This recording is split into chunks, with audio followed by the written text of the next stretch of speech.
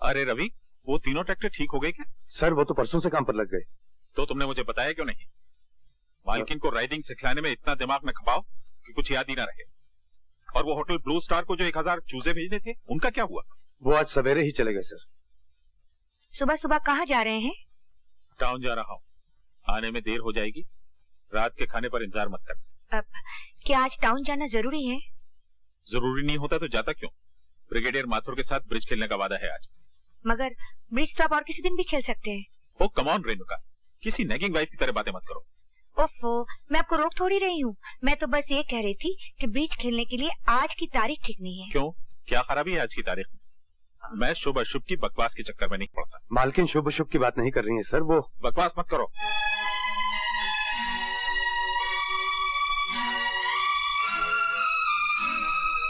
देख लिया ना, इन्हें ब्रिगेडियर के साथ ब्रिज खेलने की डेट याद है, मगर ये याद नहीं कि आज हमारी शादी की सालगिरह है।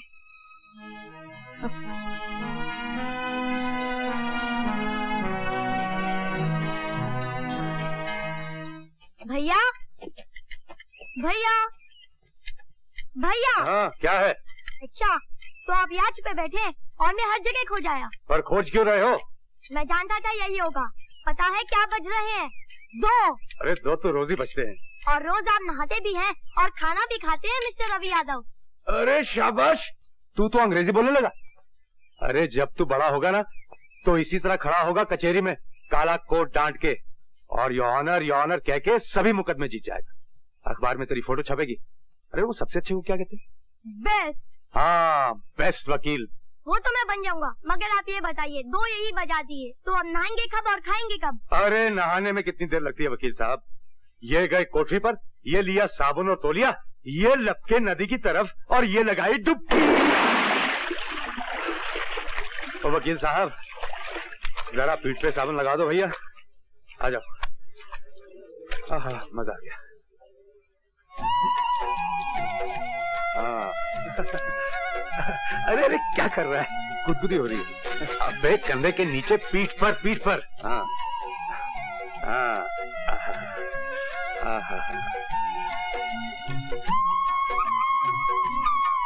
अरे अरे अरे अरे ये हाथ कहाँ जा रहा है? देख, मानेगा नहीं तो चड्डी निकालकर पानी में फेंक दूंगा। क्या बोला तू? चड्डी उतारेगा बदमाश? अरे अरे तू यहाँ क्या कर रही है? और इधर हाथ कहाँ जा रहा था? दिखता नहीं है क्या? पेट पर साबुन लगा रही हूँ। ये पीठ है। तू भाग यहाँ से, नहीं तो मैं क्या कर लेगा तू? घाघरा पहना हुआ है, उतार के दिखा। अरे तू तो बड़ी बेशर्म होती जा रही है पार्वती। अब तुझसे क्या शर्म? अब भाग यहाँ से, नहीं तो भिगो दूंगा। ए, चलते तवे पर छींटा मत मार पागल, नहीं तो छुट्टी कर दूंगी। अरे तू क्या छुट्टी करेगी? डुबो दूंगा नदी में। असल में तेरा नाम गलत रखा गया है। मेरा नाम पार्वती है, तुझे शंकर होना चाहिए था। छी। अपने छिछोरे मुंह से देवी देवताओं के नाम मत ले, बेशर्म। अरे इसमें बेशर्मी की क्या बात? आखिर तुझे एक दिन मेरा पति तो होना ही है। पति और पत्नी में क्या शर्म? देख पार्वती, मेरा कहा मान, तू बहुत अच्छी लड़की है, मेरे चक्कर में मत पड़। मेरी जिंदगी में रोहन के अलावा किसी और के लिए जगह नहीं है। तू रामदास है ना, उससे उसका नाम लिया, उस बेअक्ल से शादी करूंगी क्या? मैं तो इसलिए कह रहा था क्योंकि रामदास देखा वाला है। देख रवि, उसका नाम मत ले। मगर वो कुत्ता आगे मेरी बहन को खा चुका है। मगर मैं उसकी बात फिर से निकाली तो तेरी छुट्टी कर दोगी। छुट्टी। आपने मुझे बुलाया मालकिन? हाँ, कहना ये था कि आज बम्बई से मेरी एक पुरानी सहेली मुझसे मिलने आ रही है, यशोदा गुजराल। ये तो बहुत अच्छा हुआ मालकिन, कुछ दिनों के लिए घर में चहल पहल हो जाएगी। इतने दिनों बाद मैं तुझे याद आई ना। डार्लिंग मिसेस गुजराल लंबा सफर तय करके आई। क्या ये अच्छा नहीं होगा कि नहा धोकर थोड़ी देर ये आराम कर लें? बॉम्बे में ये करती क्या है सिवाय आराम की? अच्छा? बड़ी शानदार हवेली है रेनू, ब्यूटीफुल। तो चल, पहले मैं तुझे हवेली दिखाती हूँ ना। मुझे तो माफी कीजिए, वैसे भी ये हवेली मुझे ज़बानी याद हो चुकी, और फिर मुझे कुछ काम भी निपटाने। चले? चलो। ये तो पूरा महल है। अरे रेनू, तुम तो बिल्कुल महारानियों की तरह रहती हो। अच्छा, मुझे पता नहीं था कि महारानियां भी ऐसे ही रहा करती थी। वैसे वकील साहब क्यों नहीं आए? नहीं, वो तो जरा बिजी वकील हैं, मुलाकातें उनसे कम ही होती हैं। मुकदमों, मुवक्किलों, फाइलों और लॉ बुक्स की भीड़ में गुम हो गए हैं। और गुम न हो तो भी क्या करें, कहाँ जी लगाए। मैं माँ तो बन नहीं सकती, इसलिए उन्होंने अपने आप को वकालत में उलझा लिया है। दौलत और शोहरत ने औलाद की जगह ले ली और मैं अकेली रह गई। तेरी टुम्पा कहाँ है? आती होगी, चल। भाई मैं तो गुम हो जाऊं इतने बड़े घर में, अगर तुम गुम हो जाओ इस घर में तो कैसे ढूंढोगे अपने आप को? रोज ही गुम होती हूँ और रोज ही ढूंढ निकालती हूँ अपने आप को। मालिका का तुमने मेहमान लोगों को देखा? लोग कहाँ रोहन, खाली एक मेम साहब आई हैं। अकेली? हाँ। कोई लड़का लड़की नहीं? मैंने तो सुना उनकी कोई औलाद ही नहीं। हम कुछ फूल तोड़ ले मालिका का? जरूर जरूर। ओ बेटी, क्या नाम है तुम्हारा? रोहन यादव। रोहन यादव? अरे भाई तुम तो कमाल के हो, इतनी छोटी सी उम्र में तुम यादव भी हो गए। पता है मैं तुम्हारी जितनी थी ना तो सिर्फ यशु थी।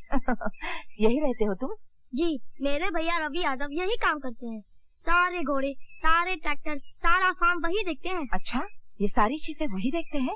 Yes madam. कौन से स्टैंडर्ड में पढ़ते हो? सब स्टैंडर्ड में। मालकिन की सैलरी आप ही है ना? अच्छा ये बताओ, शरारत करते हो या नहीं? बताओ बताओ। करता हूँ। मैं जानती थी कि तुम शरारत जरूर करते होगे, क्योंकि तुम तो बिल्कुल बाल गोपाल हो। बाल गोपाल? जी ना, बाल गोपाल तो माली काका का नाम है। मैं रोहन यादव हूँ, आपको बताया तो था। Oh sorry Rohan. अच्छा चलो अंदर चलो। अंदर? घर के नौकर लोग मुझे अंदर नहीं जाने देते, कहते हैं कि नौकरों के बच्चों का अंदर क्या काम। गधे हैं घर के नौकर। आओ मेरे साथ। आपके जाने के बाद सब डांटेंगे। कोई नहीं डांटेगा, मैं रेणुका से कह जाऊंगी कि मेरे रोहन यादव को कोई नहीं डांटे। क्या वो भी डांटती है? जी ना, मालकिन तो बहुत अच्छी है, टुम्पा भी बहुत अच्छी है, हम लोग खूब खेलते हैं। बस तो फिर क्या डर है, आओ मेरे साथ। आओ आओ बेटा आओ आओ। मेरे बाल गोपाल से मिलिए मिस्टर सिंह। आंटी आपने बड़ा अच्छा किया कि रोहन को लेके आई। आओ रोहन। अरे तुम्हारी पायल तो ग्रामोफोन से भी अच्छी बजती है टुम्पा। चलो ना रोहन। हाँ हाँ जाओ खेलो जाओ।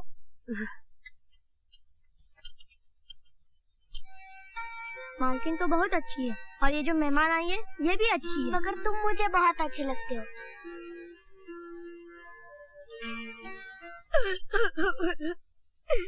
मम्मी मेरी पायल खो गई।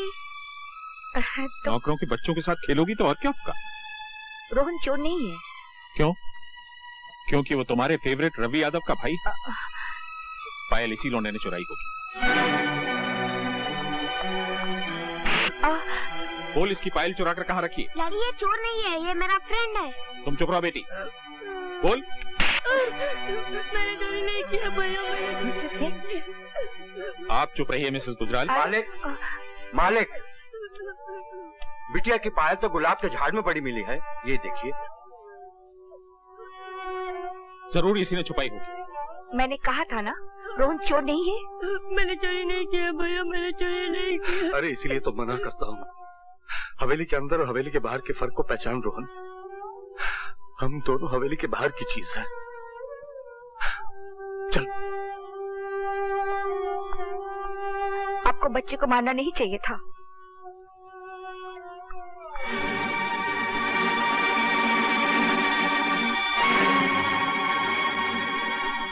रो मत रोहन, रो कर अपने आंसू और अपने भाई का अपमान मत कर। उनके कहने से तू चोर हो तो नहीं गया ना? तू देख लेना, एक दिन मैं तुझे इतना बड़ा आदमी बनाऊंगा कि जिन लोगों ने आज तेरा अपमान किया है ना, वही लोग तुझे सलाम करने में अपना मान समझेंगे। मैं तो वहाँ जा ही नहीं रहा था, मगर वो मालकिन की मेहमान मुझे अंदर ले गई। मैं जानता हूँ। मालकिन की मेहमान कितनी अच्छी है ना, वो मुझे बाल गोपाल पुकारती है। बाल गोपाल तो तू है ही। इनका बम्बई हमारे जगदीशपुर से कितना बड़ा होगा ना? बहुत। मुझे वहाँ ले चलोगे ना भैया? वहाँ समुद्र भी है ना? हाँ। समुद्र कैसा होता है? मैंने देखा तो नहीं है, लेकिन मालकिन कहती है जहाँ तक देखो बस पानी पानी दिखाई देता है। मुझे वहाँ ले चलो ना भैया। हाँ एक दिन जरूर लेके जाऊंगा। यशोदा जी, आपने तो मेरा सारा प्रोग्राम अपसेट कर दिया। मैं तो आपको प्राचीन जगदीश मंदिर दिखलाना चाहता था, जिसकी वजह से नगरी जगदीशपुर कहलाती। मेरा तो खुद अभी जाने को जी नहीं कर रहा है भाई साहब, मगर आई अंडरस्टैंड। मगर जब गुजराल साहब की तबीयत ठीक हो जाए तो आप दोनों शुरू। जरूर। वो भी एक आध दिन या हफ्ते के लिए नहीं, एक आध महीने के लिए। प्रॉमिस। सामान रख दिया? जी मालकिन। निकलो। अच्छा। अरे मेरा बाल गोपाल कहाँ है? भैया ये देखिए। नमस्ते मेम साहब। नमस्ते। नमस्ते। मैं बस इतना कहने आई हूँ कि कल जो हुआ वो होना नहीं चाहिए था।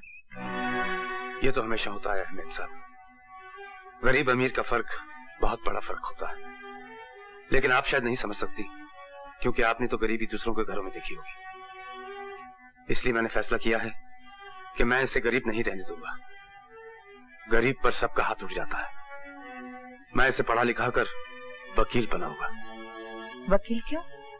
क्योंकि कत्ल किसी और ने किया था और फांसी मेरे पिता को मिली थी, सिर्फ इसलिए कि उनके पास अच्छा वकील करने की ताकत नहीं थी। भगवान ने चाहा तो ये बाल गोपाल जरूर एक दिन बहुत बड़ा वकील बनेगा। मुझे भूल मत जाना, और अगर मैं ना आ पाऊँ तो मुझसे मिलने बम्बई जरूर आना। आओगे ना? जी। नमस्ते। नमस्ते।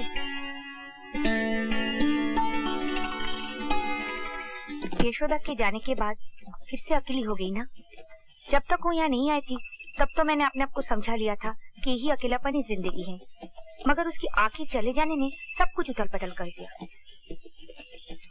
तुम इतने चुप क्यों हो? जी नहीं सुन रहा हूँ मालकिन। सुनते तो तुम पहले भी थे, मगर इतने चुप नहीं लगते थे। क्या बात है? कोई बात नहीं। अरे बातों बातों में हम लोग कितने आगे निकल आए। चलो वापस चलते हैं। नहीं मालकिन। ये क्या बदतमीजी है? मैं आपका हरण करूंगा। मैं आपको किडनैप करूंगा। क्या आप बकवास कर रहे हो? घबराइए नहीं मालकिन, मैं आपको कोई नुकसान नहीं पहुंचने दूंगा। मैंने आपका नमक खाया ना, जरूरत पड़ी तो आपके लिए जान भी दे सकता हूँ। है क्या मालकिन कि मैं अपनी कमाई से रोहन के लिए कोई भविष्य नहीं खरीद सकता। मालिक के पास ढेर सारे रुपए हैं। मैं उनसे आपकी आजादी का दाम लेकर आपको छोड़ दूंगा और वो रुपए लेकर बंबई चला जाऊंगा। वहां रोहन को खूब पढ़ाऊंगा लिखाऊंगा, बड़ा आदमी बनाऊंगा, ताकि फिर से उसे कोई चोर ना कह सके।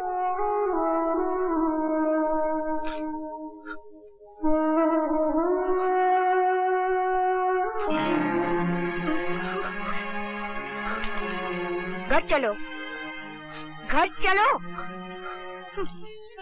मालकिन क्या बात है रवि? आज्ञा लेने आया हूँ मालकिन। काहे की आज्ञा? यहाँ से जाने की आज्ञा मालकिन। कहाँ जाओगे? पता नहीं। क्यों जाओगे? आप पर चाकू निकालने के बाद मैं यहाँ कैसे रह सकता हूँ मालकिन? पागल हो तुम तो। अरे रवि, जो मैं तुम्हारा दर्द ना समझती होती तो आती मालिक से तुम्हारी शिकायत ना करती, तुम्हें पुलिस के हवाले ना कर देती। जाओ, जाके अपना काम करो। जाओ। जी। पागल कहीं का।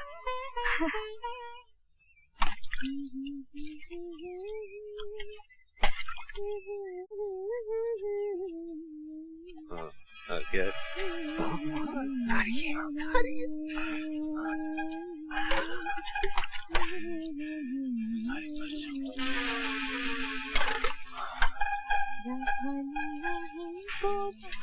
बस कर, अबे हट बे। मुझे भी तो देखने दे। चुप रहना। अबे चुप क्यों रहूं? 50 रुपए में ट्रेलर दिखा दिया, अगर पूरी फिल्म देखनी है तो और छिड़को। अबे हटना। अरे साथी तो बचाओ!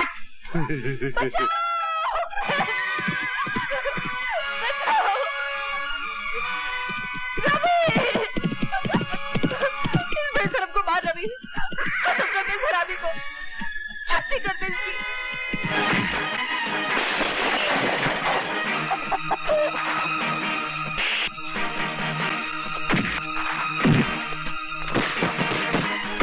शर्म नहीं आती तुम्हें? जीजा जी होते हुए ऐसा करते हो?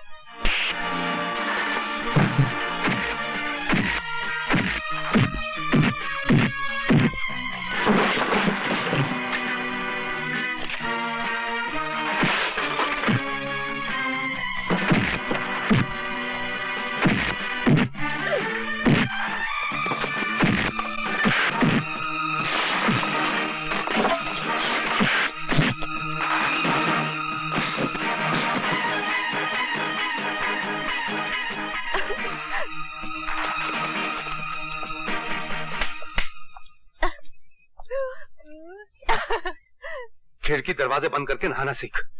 सिखला दे। बेशर्म कहीं। रवि, आज मैंने तुम्हारे बारे में एक फैसला किया है।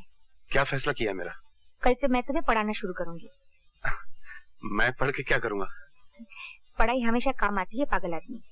थोड़ा बहुत पढ़ लोगे तो बम्बई जाकर अच्छा काम कर सकोगे, अच्छी तनख्वाह मिलेगी और रोहन की जिंदगी भी बना सकोगे। रोहन के लिए तो मैं कुछ भी कर सकता हूँ, पढ़ भी सकता हूँ। आप कल ही से मुझे पढ़ाना शुरू कर दीजिए। तुम सचमुच पागल हो।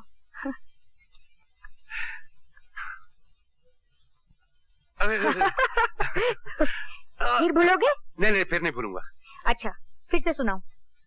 BAT बैट, बैट माने बैट। CAT कैट, कैट माने बिल्ली। राइट। RAT रैट, रैट माने चूहा। That's right. क्या हो रहा है ये? अरे, मैं रवि को पढ़ा रही थी, मगर आप इतनी जल्दी कैसे आ गए? क्यों, मेरा आना बुरा लगा? बात करना सीखिए सिंह साहब। तुम जाओ यहाँ से। जी। मेरे घर में ये सब नहीं होगा। क्या सब नहीं होगा? क्या हो रहा था यहाँ? Shut up! चिल्लाइए मत। मैं तो आपको एक सरप्राइज देना चाहती थी। सोच रही थी रवि को इंग्लिश बोलते सुनकर आप खुश हो जाएंगे। मैं भी दिन भर अकेली पढ़ी पढ़ी करूँ भी तो क्या, वो पढ़ लिख जाएगा तो उसे कोई अच्छा काम मिल जाएगा, उसकी कमाई बढ़ जाएगी और वो रोहन को एक सलीके की जिंदगी दे पाएगा। नौकरों को अपने इतने पास आ जाने देना कोई अच्छी बात नहीं है रवि। इन छोटी बस्तियों में रहने वालों की जबानें बहुत बड़ी होती हैं। आपकी जबान भी कोई छोटी नहीं है।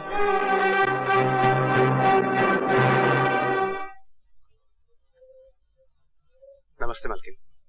रवि, क्या तुम कभी अपने आप से बातें करते हो? दिन में ख्वाब देखने का क्या फायदा मालकिन? लेकिन बात क्या है? जिंदगी में बहुत जहर फैल गया है रवि। अब तो सांस भी लेना मुश्किल हो गया है। अपने घोड़े से कहो मुझे किसी ऐसे ख्वाबों की बस्ती में ले चले जहाँ मुझे चैन मिले, प्यार मिले। न जाने आजकल मनोहर सिंह को क्या हो गया है। बिल्कुल अंधा हो गया है। सारे शहर को मालूम है कि रवि का इसकी बीवी के साथ क्या चक्कर है।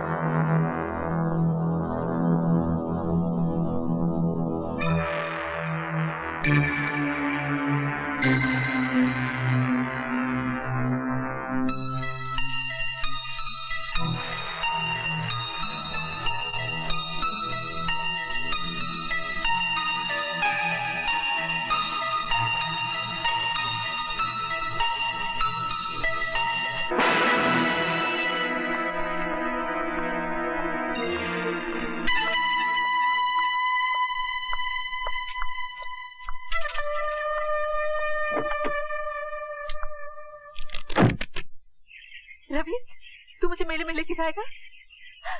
बहुत प्यार करता है ना मुझसे। मेरी तरफ देख, मैं पहनी हूँ घाघर चोली, गाँव की गोरी।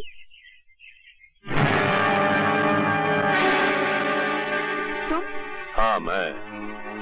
अरे मैं तुझे मेले में ले जाऊंगा, पर उससे पहले मैं तेरी जवानी का मेला देखूंगा। मेरे पास नहीं आना, वरना तेरी छुट्टी कर दूंगी। अच्छा? मैं सिर्फ रवि की हूँ। रवि! रवि!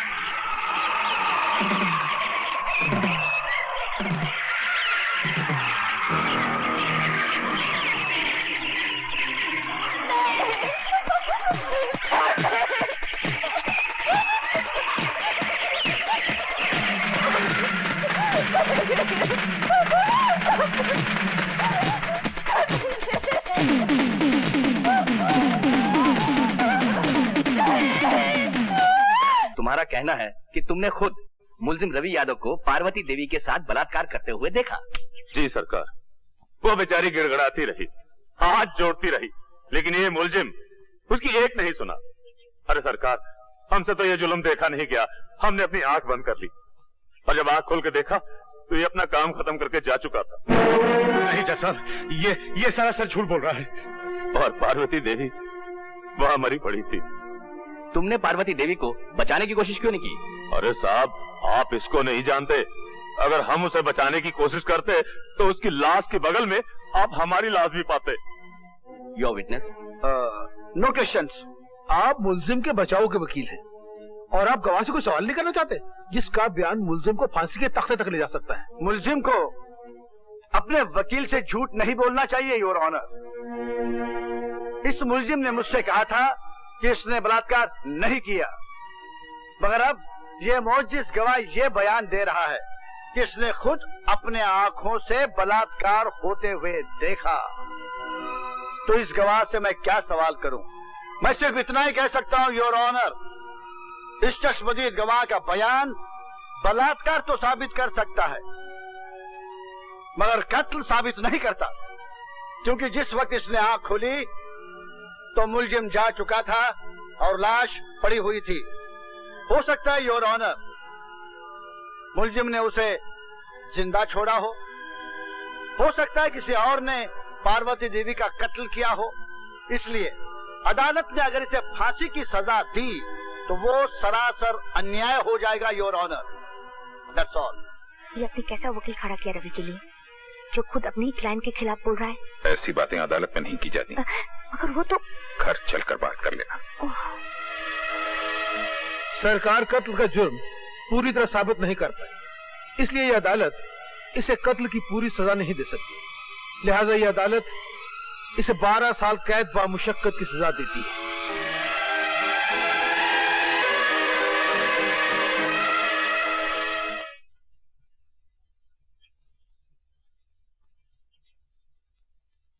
मालकिन,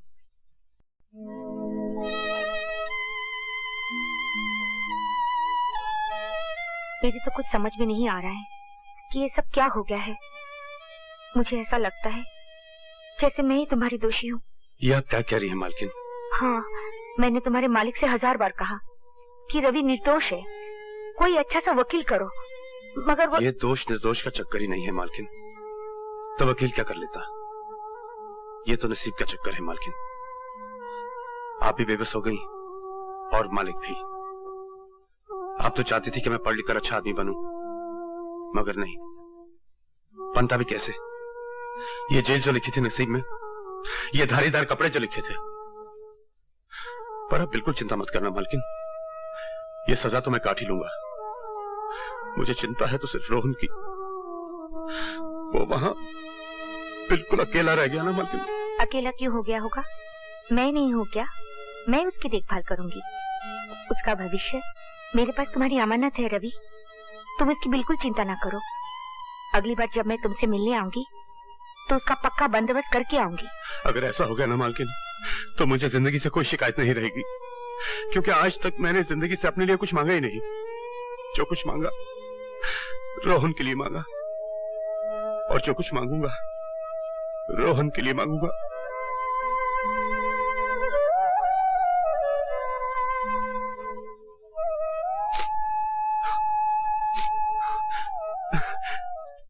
नमस्ते। नमस्ते। आओ बेटा रोहन, क्या देख रहे थे? ये घर तुम्हारा है। भैया कहाँ है? भैया अभी आते होंगे। चलो। अच्छा मालकिन, मैं चलता हूँ। 3 बजे की गाड़ी से मुझे जगदीशपुर जाना है। नमस्ते। नमस्ते। चलो। आखिर मानी नहीं तुम यशोदा, ले आई से। अब ये हमारा बेटा है। What is your name बेटा? My name is Vasu Gujral. And what is your mother's name? Her name is Yashoda. Yashoda Gujral. हाँ। अब अपने डैडी का नाम बताओ और उनके चरण छुओ। मेरे डैडी का नाम सूर्यकांत गुजराल है। पाँव छूने की बिल्कुल जरूरत नहीं। यशोदा, तुम शौक से इसकी माँ बन सकती हो, मगर मैं इसका बाप नहीं बनूंगा। मैं किसी मुजरिम कातिल के भाई को गोद नहीं ले सकता। That is final। अब ये तुम्हारी माँ भी है और बाप भी, 2 in 1। तुम इन्हें माता श्री कहो, माता जी कहो, अम्मा कहो, मम्मी कहो, कुछ भी कहो, मुझे तुम डैडी नहीं कहोगे, क्या नहीं कहोगे? डैडी। हाँ, डैडी। डरो मत बेटा। क्या मैं उन्हें डैडी नहीं कह सकता? अरे ये तो उनका दुर्भाग्य हुआ ना कि तुम जैसा बेटा उन्हें डैडी नहीं कहेगा।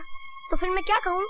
तुम उनका नाम जानते हो, सूर्यकांत गुजराल, तो तुम उन्हें मिस्टर गुजराल कहा करो। तुम समझ ही नहीं सकती रेणुका कि मेरी जिंदगी में वासु की क्या जगह है। धूप का टुकड़ा भी वही और छाव का टुकड़ा भी। उसके आने के बाद मेरा अकेलापन हमेशा के लिए खत्म हो चुका है। मैं तुम्हें यह भी नहीं समझा सकती कि अपने बाल गोपाल को मैं कितना चाहती हूँ। बस ये समझ लो कि मैं ही उसकी देवकी हूँ और मैं ही यशोदा। मैं इस बाल गोपाल के लिए तुम्हारा जितना भी शुक्रिया अदा करूँ कम है। बहुत बहुत प्यार के साथ तुम्हारी यशोदा।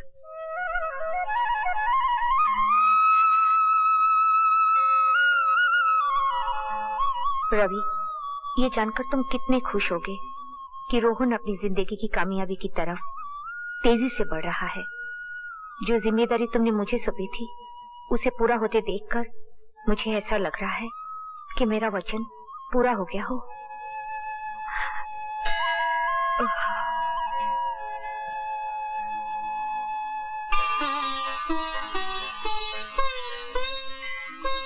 भगवान, आज वासु का रिजल्ट निकलने वाला है, उसको कामयाबी दो।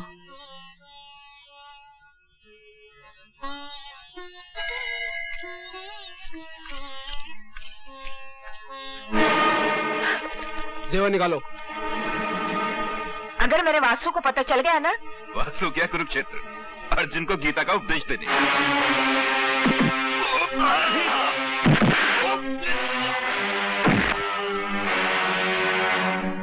कुरुक्षेत्र से तो मैं वापस आ गया हूं और मेरे होते हुए मेरी मां को कोई हाथ नहीं लगा सकता।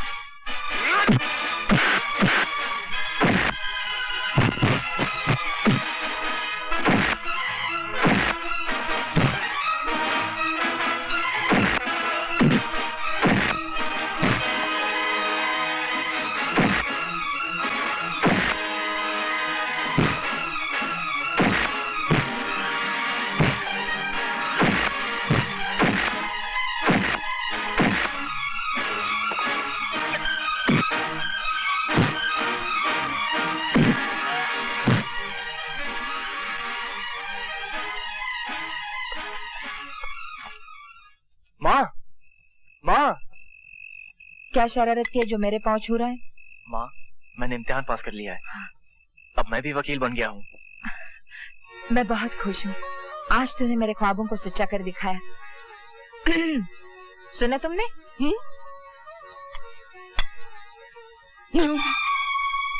वकील साहब, आज तो मैं आपको पिताजी कह सकता हूँ ना? ना, गलती से पास हो गया होगा। पूछो इससे कि कॉलेज में रैंक क्या था इसका। नो नो, तुम्हें बेवकूफ बना रहा है। नो नो, ये पूछो कि स्टूडेंट्स कितने थे। नो नो मतलब ये कि आखिरी नंबर। यस। रैंक 9 हुआ तो क्या हुआ, पास तो हुआ है। तुमने भी अपनी गाड़ी का नंबर 9 लिया है, टेलीफोन का नंबर 9 चुना है, बंगला खरीदा है वो भी 9 नंबर का। मुझे ये 9 नंबर बहुत पसंद है क्योंकि ये शुभ नंबर है। शुभ नंबर है मगर मेरे लिए, इसके लिए नहीं। तो क्या तुम्हें इसका वकील बनना अच्छा नहीं लगा? अरे भाई, वकालत तो सच को झूठ और झूठ को सच बनाने का कानूनी लाइसेंस है। तो चलो इस दुनिया के झूठों में एक झूठे का इजाफा और हो गया। वकील तो ये बन सकता है मगर हम जैसा सच्चा, खरा और कामयाब वकील कभी नहीं बन सकता। मैंने तुम्हें पहले ही कहा था जब तुम इसे घर लाई थी, और आज भी कह रहा हूँ कि पीतल पर सोने का पानी चढ़ाने से पीतल सोना नहीं बन जाता। तो इसका मतलब है इतने साल गुजर जाने के बाद भी तुम इसे बेटा स्वीकार नहीं करोगे? बिल्कुल नहीं। यशोदा जी ने कृष्ण जी को गोद लिया था तो ये अपने आप को वासुदेव समझ बैठा है। अगर ये वासुदेव है तो मैं भी भीष्म हूँ और अपनी प्रतिज्ञा का पालन करता हूँ कि मुझे मेरे निश्चय से कोई बदल नहीं सकता। तो आप भी मेरा निश्चय सुन लीजिए वकील साहब। एक दिन आएगा और जरूर आएगा जिस दिन आप मुझे बेटा कह के बुलाएंगे, और वो दिन मेरी जिंदगी का सबसे शुभ दिन होगा। वकील साहब, आपने कहा कि पीतल सोना नहीं बन सकता। नहीं बन सकता, ये सच है, मगर एक पौधा बड़ा दरख्त तो बन सकता है जिससे यशोदा माँ के प्यार ने सींचा हो। वकील साहब, मैं तो एक अनाथ था जिसे आपने आसरा दिया। आसरा तो कई देते हैं लेकिन आपकी कड़वी बातें मेरा हौसला बढ़ाती गई। मैं आपका आभारी हूं और हमेशा रहूंगा। बाय मां। आप खुशी के समय भी कड़वी कड़वी बातें करने से बाज नहीं आते? अरे, उसकी छोटी सी कामयाबी पे तुम इतनी खुश दिख रही हो और मेरी किसी भी कामयाबी पे तुमने इतनी खुशी नहीं दिखाई। हाँ, औरत को बेटे की कामयाबी पति की कामयाबी से हमेशा बड़ी लगती है।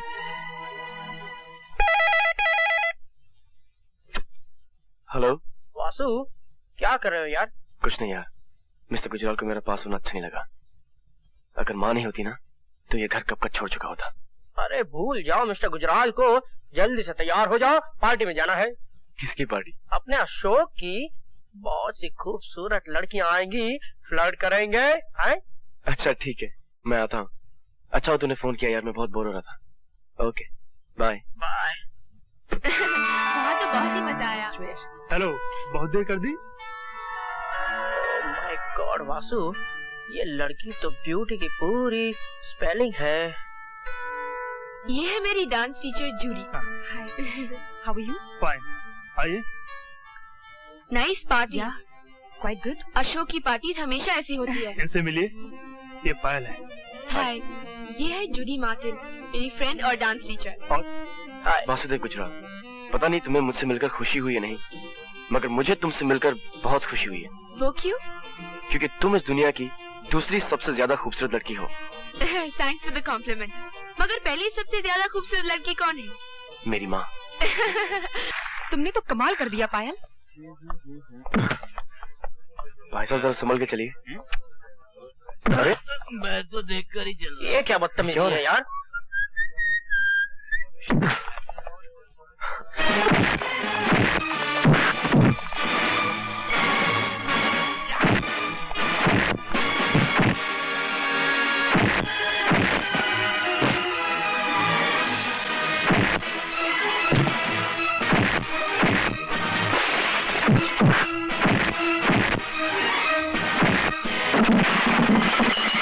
गुजराल, मैं अशोक बोल रहा हूँ, आप जल्दी से आ जाइए।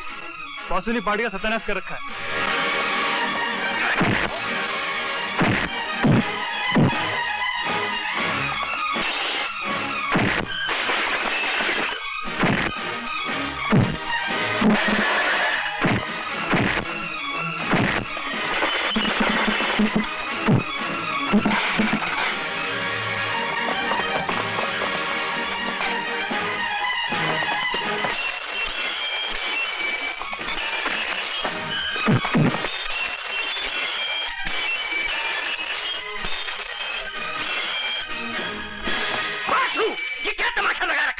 मिस्टर गुजराल, मैंने तो कुछ नहीं किया है। शुरू इन्होंने किया था, लेकिन खत्म मैंने किया है। क्या क्या किया है आपके बाल गोपाल ने, ये पूछे मुझसे। तुम तो हमेशा उसके पीछे हाथ धो के पड़े रहते हो। पार्टी का सत्यानाश कर दिया उसने, और बर्तन तोड़ने में तो दुनिया में उसका कोई मुकाबला नहीं कर सकता। ही इज अ वर्ल्ड चैंपियन। क्या शटाशट प्लेटें फेंकी हैं। होटल का बिल कम से कम 15 या 20 हजार का होगा। जी नहीं मिस्टर गुजराल, 8,624 रुपए 80 पैसे का बिल था, वो मैंने एक दोस्त से उधार लेकर अदा कर दिया। Thank you very much. मगर वासु, माँ, बर्दाश्त की भी हद होती है। मैं जान सकता हूँ कि आप क्या बर्दाश्त कर रहे हैं? सॉरी मिस्टर गुजराल, मगर इस वक्त मैं अपनी माँ से बात कर रहा हूँ। देखा आपने, सुना? वासु, मुझे यकीन है जो कुछ भी तुमने किया वो मजबूर होकर ही किया होगा। Thank you mummy, thank you very much. मगर अब मैं मिस्टर गुजराल के साथ नहीं रह सकता। पागल मत बनो। अरे इनकी बातों का बुरा क्या मानना, इन्हें तो काट खाने का शौक है। नहीं माँ, अब मैं आपकी जिंदगी में इल्जाम बनकर जीना नहीं चाहता। अब आप मुझे अपने पांव पर खड़े होने की इजाजत दे दीजिए। मिसेस गुजराल, ये जो मांग रहा है दे दीजिए ना इसे। ये अपने पांव पे खड़ा होना चाहता तो खड़ा होने दीजिए। ऐसी बातें करते हो तुम? माँ, मिस्टर गुजराल ठीक कह रहे हैं। क्या तू मुझे छोड़कर चला जाएगा? तुम ये कैसी बातें कर रही हो माँ? मैं तो तुम्हारी ममता की परछाई हूँ। तुमसे अलग तो मेरा कोई वजूद ही नहीं। तुम मुझे जब भी पुकारोगी अपने पास पाओगी।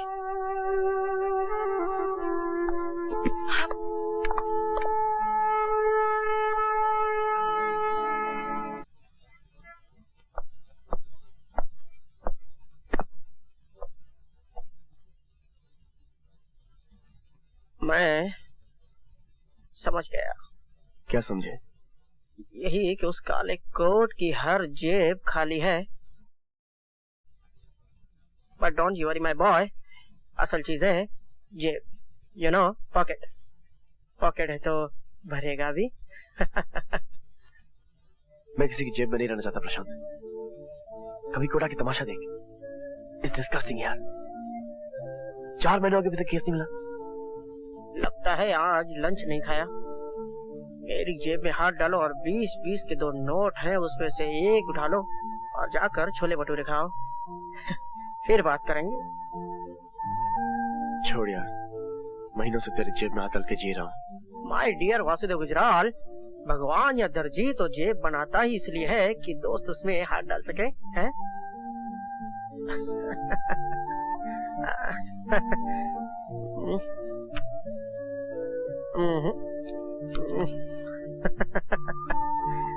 चलता हूँ। जिस तरह से आज तुमने लंच नहीं खाया, उसी तरह आज मैं डिनर नहीं खाऊंगा। एक कॉफी और हो जाए, क्योंकि वो बात जिसका सारे फसाने में जिक्र नहीं अभी तक खत्म नहीं हुई। कॉफी दो।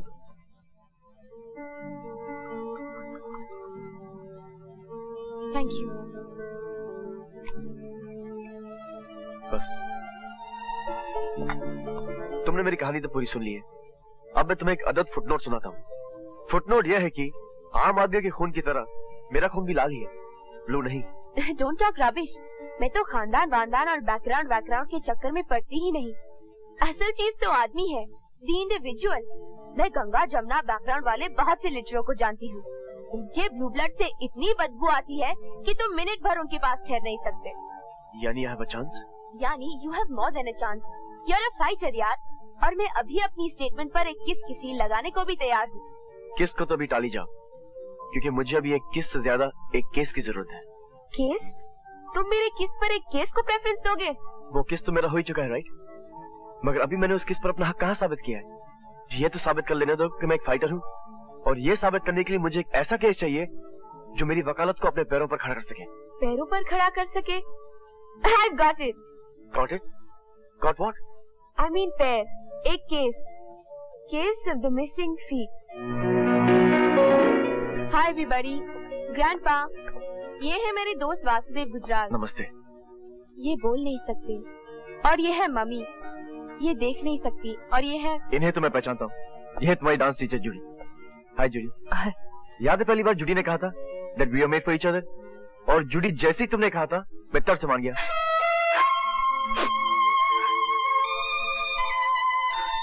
So Judy, how's life? How's your dancing life? life. Dancing life. Sorry Judy, मगर मैंने तो ऐसी कोई बात नहीं कही। जूडी की जिंदगी से डांस निकल चुका है वासु। मगर ये हुआ कैसे? एक ड्रंक ट्रक ड्राइवर इसे कुचलता हुआ निकल गया। ये 4 घंटे तक वहाँ पड़ी रही। फिर कहीं पुलिस आई और इसे अस्पताल ले गई। जब इसे होश आया तो इसकी टांगे काटी जा चुकी थी। इन्होंने तो पुलिस को ट्रक का नंबर भी बताया, मगर पुलिस दूसरे जरूरी काम में उलझी हुई थी।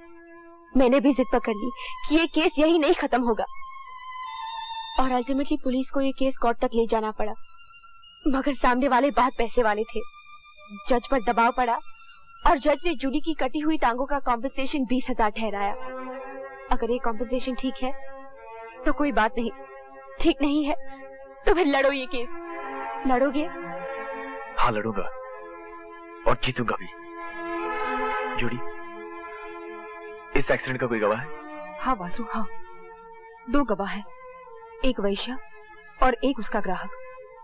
वो बेचारी गाड़ी से उतरकर आई भी और उसका ग्राहक पुलिस लेने गया, मगर वो आया ही नहीं। उसके बाद वो बेचारी वैश्या ने पुलिस को खुद इन्फॉर्म किया। तो क्या वो गवाही देने आई थी? क्या बात करते हो वासु? जो लोग जज पर दबाव डाल सकते हैं वो भला एक सड़क छाप वैश्या को गवाही देने देंगे? नहीं नहीं नहीं, फिर जूडी के वकील को गवाही लेना नहीं आएगा। जूडी, एफआईआर किस पुलिस स्टेशन में लिखवाई गई थी? Nagpada police station. नागपाड़ा। उस वैश्य का पता तो मैं आपको बतला दूंगा मिस्टर गुजराल, मगर मेरी मानिए तो आप इस केस में हाथ मत डालिए। क्यों? क्योंकि रत्नाबाई को आप नहीं जानते उसकी ताकत और उसकी पहुंच को मैं अच्छी तरह जानता हूँ। रत्नाबाई जो कुछ भी हो, कानून से बड़ी तो नहीं होगी इंस्पेक्टर सामंत, पता नहीं। खैर, उनका कद नाप कर आपको बता दूंगा। फिलहाल आप मुझे उनका पता बताइए। देखो साहब, वो हरामी असली पुलिस वाला अफसर है, बीवी बच्चे वाला भी है। वो साला ट्रक ड्राइवर को पहचान लिया था। अच्छा, अपना इज्जत बचाने को भाग गया था सेठ। घर वाली को कैसे बोलता मेरे साथ उस टाइम क्या कर रहा था। ये इज्जत भी बड़ी लफड़े वाली चीज है सेठ। उसका नाम क्या है और रहता कहाँ है? यरवड़ा जेल में ड्यूटी कर रहा है। नाम धनीराम है। 5 लाख खर्चता इसने। Vasudev Gujral, please sit down. Thank you. हाँ तो कहिए मिस्टर गुजराल, मैं आपकी क्या सेवा कर सकता हूँ? एक केस के सिलसिले में आपको थोड़ा सा कष्ट देना था। मुझे? जी हाँ, क्योंकि आप चश्मदीद गवाह हैं। मैं बॉम्बे के किसी केस में चश्मदीद गवाह हूँ? That's right. चश्मदीद गवाह होने का मतलब ये कि केस क्रिमिनल है। That's right. क्या केस है? पहले आप मुझे ये बताइए कि आप चंपा नाम की किसी सड़क छाप लड़की को जानते हैं? It's none of your business, mister Gujral. That's right, mister Vinayak. मगर इन दैट केस मुझे आपको समन करना पड़ेगा, और वो मैं करना नहीं चाहता, क्योंकि कुछ ही दिनों में आप रिटायर होने वाले हैं और आपका सर्विस रिकॉर्ड बेदाग है। मिस्टर विनायक, मैं अपना होमवर्क करके आया हूँ। मुझे आपसे सिर्फ इन्फॉर्मेशन चाहिए, और वो भी ऑफ द रिकॉर्ड, वरना खामखा आपकी घरेलू जिंदगी गड़बड़ हो जाएगी। Thank you. मिस्टर विनायक, कुछ दिनों पहले आपने ग्रांट रोड पर एक कार एक्सीडेंट देखा था। ग्रांट रोड पर?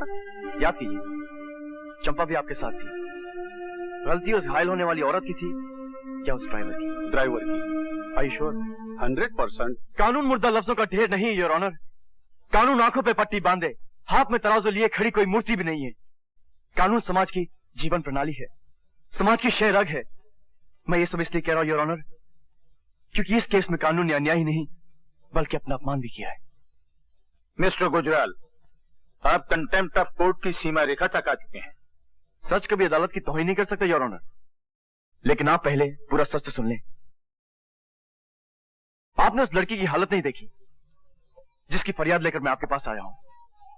वो एक डांसर थी, डांसिंग उसकी जिंदगी थी और उसकी रोजी भी। उसके घुंघरू उसके खानदान का पेट पालते थे। उसके घुंघरू उसके छोटे भाई बहन की स्कूल की फीस देते थे, अंधी मां की दवाई का दाम देते थे, घर का किराया देते थे, बिजली का बिल देते थे। लेकिन योर ऑनर, घुंघरू पहनने के लिए तो पैरों की जरूरत होती है, जो अब जूडी के पास नहीं है। इसलिए मैं अदालत को यह बताने की कोशिश कर रहा हूं कि उस एक्सीडेंट में जूडी की टांगें नहीं कटी थी।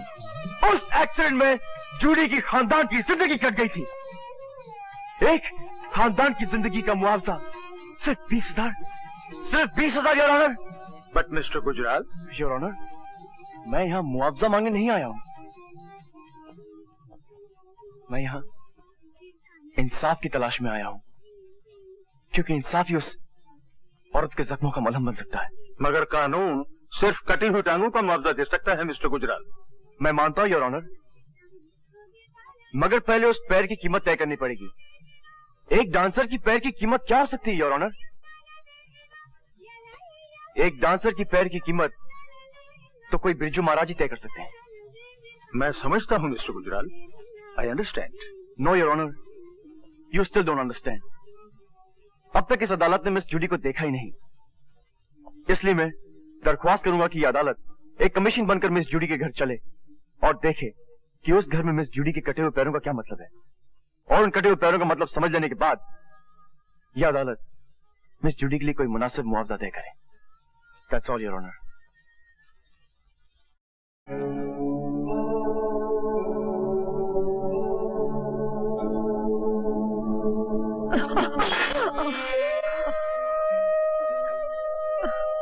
ये तुमने क्या किया मम्मा? दवा तो बह गई। इसमें तो अभी 2 दिन की दवा थी बेटी। अरे मैं कहती हूँ छोड़ मेरी आंखों को, मैं तो इस डर से मरती भी नहीं कि मेरे बरियल का खर्चा कहाँ से आएगा। 7 रुपए 80 पैसा फेंकने की कोई जरूरत नहीं, मैं तो अंधी ही ठीक हूँ। यस मम्मा, तुम अंधी ठीक हो, मैं लंगड़ी ठीक हूँ, और ग्रैंडपा गूंगे ठीक है, मगर टोनी, जॉनी और लीजा के लिए क्या ठीक रहेगा? वैसे इसको हुसैन तीनों का नाम कर चुका है। खैर, टोनी और जॉनी किस्सा विसा काट के जी लेंगे, मगर लीजा क्या करेगी मम्मा, क्या करेगी? अब अंदर चलें your honour? By God mister Gujral, ये जिंदगी तो कोई 10 मिनट भी नहीं जी सकता। You're wrong, your honour. ये जिंदगी तो ये लोग जिंदगी भर जिएंगे। चलिए। And you? मैं बाद में आऊंगा। Excuse me. जज साहब, आप प्लीज जज साहब, हम पर दया कीजिए। मुझे मालूम है कि 6 महीने का किराया देना बाकी है। मैं कुछ न कुछ करके ये किराया अदा कर दूंगी सर। आप लैंडलॉर्ड को इतना बता दीजिए कि जूडी एक मजबूर छोकरी है। बस सर, मुझे थोड़ा सा वक्त दीजिए प्लीज। नहीं नहीं, मैं तुम्हें यहाँ से निकालने नहीं आया हूँ। मैं तो तुमसे ये कहना चाहता हूँ कि तुम्हें वाकई कम मुआवजा मिला था। तुम्हें कम से कम 5 लाख मुआवजा मिलना चाहिए, ताकि तुम अपने खानदान समेत इज्जत के साथ जी सको, अपनी माँ का इलाज करवा सको, अपने भाइयों और बहनों को अच्छी एजुकेशन दे सको। Thank you sir, thank you very much. मेरा शुक्रिया मत अदा करो जूडी, अपने वकील मिस्टर वासुदेव गुजराल का शुक्रिया अदा करो जो मुझे यहाँ लाए। Thank you mister Gujral. Thank you sir. मेरे ख्याल में तो 5 लाख ठीक रहेगा mister Gujral. Yes sir. Okay. Thank you, thank you. वो 2 टके का वकील कौन है जिसने हम पर 5 लाख रुपए का जुर्माना ठुकवा दिया? कोई नया छोकरा है सरकार। तो खरीद क्यों नहीं लिया उसको? तब किसको पता था सरकार कि वो इस केस का गड़ा मुर्दा उखाड़ कर जूडी को 5 लाख रुपए कॉम्पेंसेशन दिलवाएगा। और सुना है कि वो छोकरा बिकाऊ भी नहीं है। बिकाऊ नहीं है तो खर्च कर दो साले को। एक ससुरी नाचने वाली की टांगों के लिए 5 लाख। मुबारक हो रवि यादव, आज फिर 212 से तुम रवि यादव हो रहे हो। तुम्हें तुम्हारी पहचान वापस मिल रही है। 12 बरस के बाद रवि यादव का नाम सुना है साहब। कुछ दिन तो लगेंगे ये समझने में कि ये नाम मेरा ही है, लेकिन कम से कम दिन लगाना। जल्द से जल्द ये भुलाने की कोशिश करना रवि यादव कि 12 साल तक तुम सिर्फ 212 रहे। अब तुम्हारा क्या इरादा है? अपने रोहन को खोजना है साहब। आप तो जानते हैं उसके सिवा मेरा कोई है ही नहीं। आपने भी तो उसका पता लगाने की कितनी कोशिश की थी। हाँ, न तुम्हारी मालकिन का पता लगा और न ही तुम्हारे भाई का। मगर हैरानी की बात यह है कि इस तरह 2 जीते जागते लोग लापता कैसे हो गए? अब तो मैं रवि यादव बन चुका हूँ ना साहब, मैं ढूंढ लूंगा उनको। Oh Vasu, you are really great. Judy और उसकी फैमिली को तो तुमने दूसरी जिंदगी दी है, and for that I must thank you. खाली शुक्रिया से काम नहीं चलेगा। अरे भाई, शुक्रिया की गिफ्ट रैपिंग तो की नहीं जा सकती। की जा सकती है। वो कैसे? फोटो पे पेस्ट कर दो। ओह कम ऑन यार।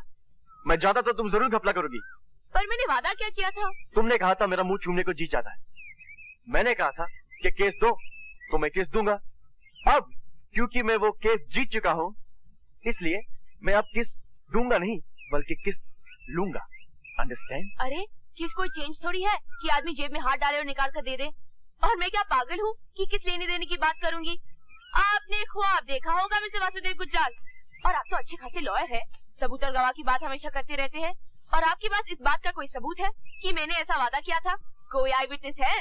विटनेस तो है योर ऑनर, मगर गूंगे हैं, बोल नहीं सकते। एक्चुअली 4 विटनेस हैं, 4। और चारों के चारों गूंगे हैं। कौन है वो? मेरे और आपके कान, जिन्होंने 21 वाली बात सुनी थी। मैं इन गवाहों को नहीं मानती।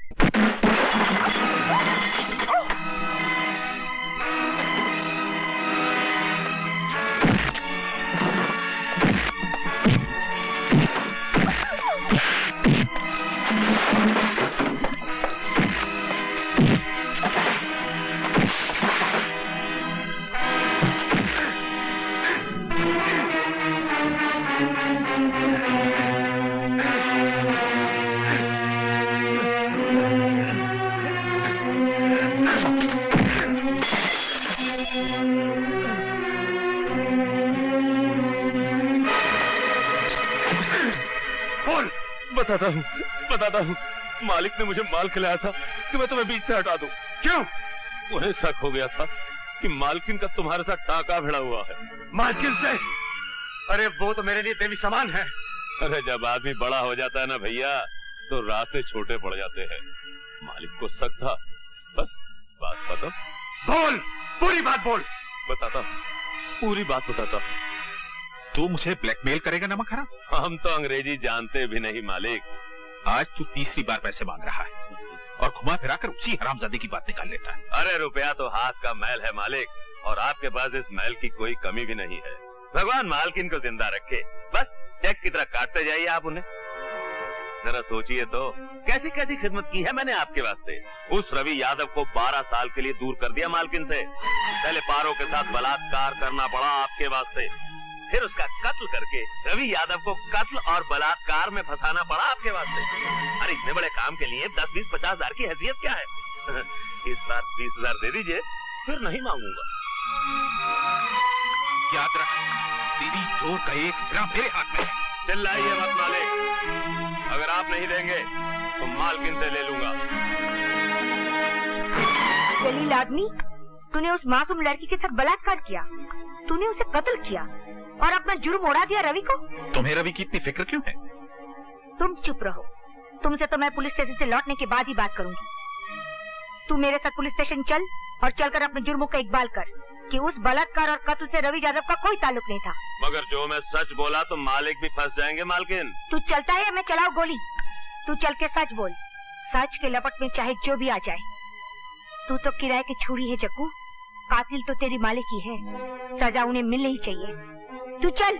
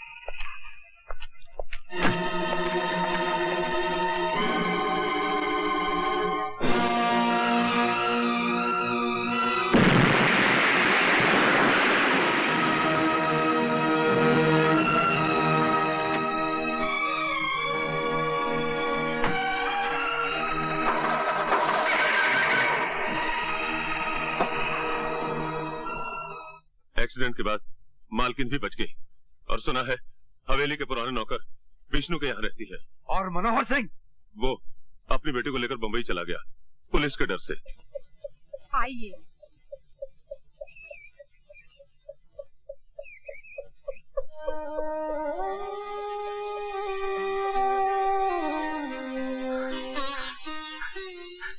मालकिन, मालकिन, आपको जिंदा देखकर मैं खुशी से पागल हो रहा हूं। मालकिन, मालकिन याद कीजिए, मैं रवि हूं, रवि यादव। अभी अभी जेल से छूट के आया हूं। मैंने कभी तुम्हें देखा ही नहीं। मैं आपके यहाँ नौकरी किया करता था मालकिन। आप मेरे साथ घोड़े पर सवारी करने जाया करती थी, और आपको सवारी करते देखकर मेरा छोटा भाई रोहन हंसा करता था। वो छोटा सा रोहन आपकी टुम्पा का दोस्त। टुम्पा कहाँ है मालकिन? मेरा भाई रोहन कहाँ है? कौन टुम्पा, कौन रोहन? मैं किसी रोहन और टुम्पा को नहीं जानती। ऐसा मत कहिए मालकिन, ऐसा मत कहिए। याद कीजिए मालकिन, भगवान के लिए याद कीजिए। आपने मुझसे वादा किया था कि मेरे जेल से छूट के आ जाने तक आप रोहन का ख्याल रखेंगी। कहाँ है मेरा भाई रोहन? याद कीजिए मालकिन, बताइए ना। हमारे वैजी ने बहुत कोशिश की बेटे, पर इसकी याददाश्त वापस नहीं आई। तुम इसे शहर ले जाओ और किसी अच्छे डॉक्टर को दिखाओ।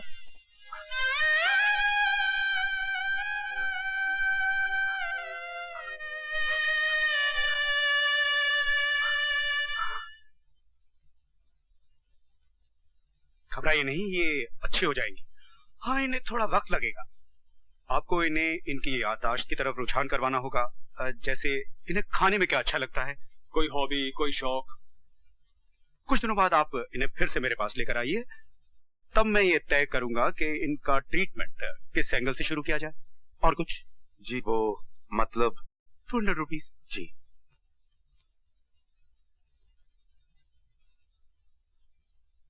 चलिए मालकिन। Thank you doctor. You welcome.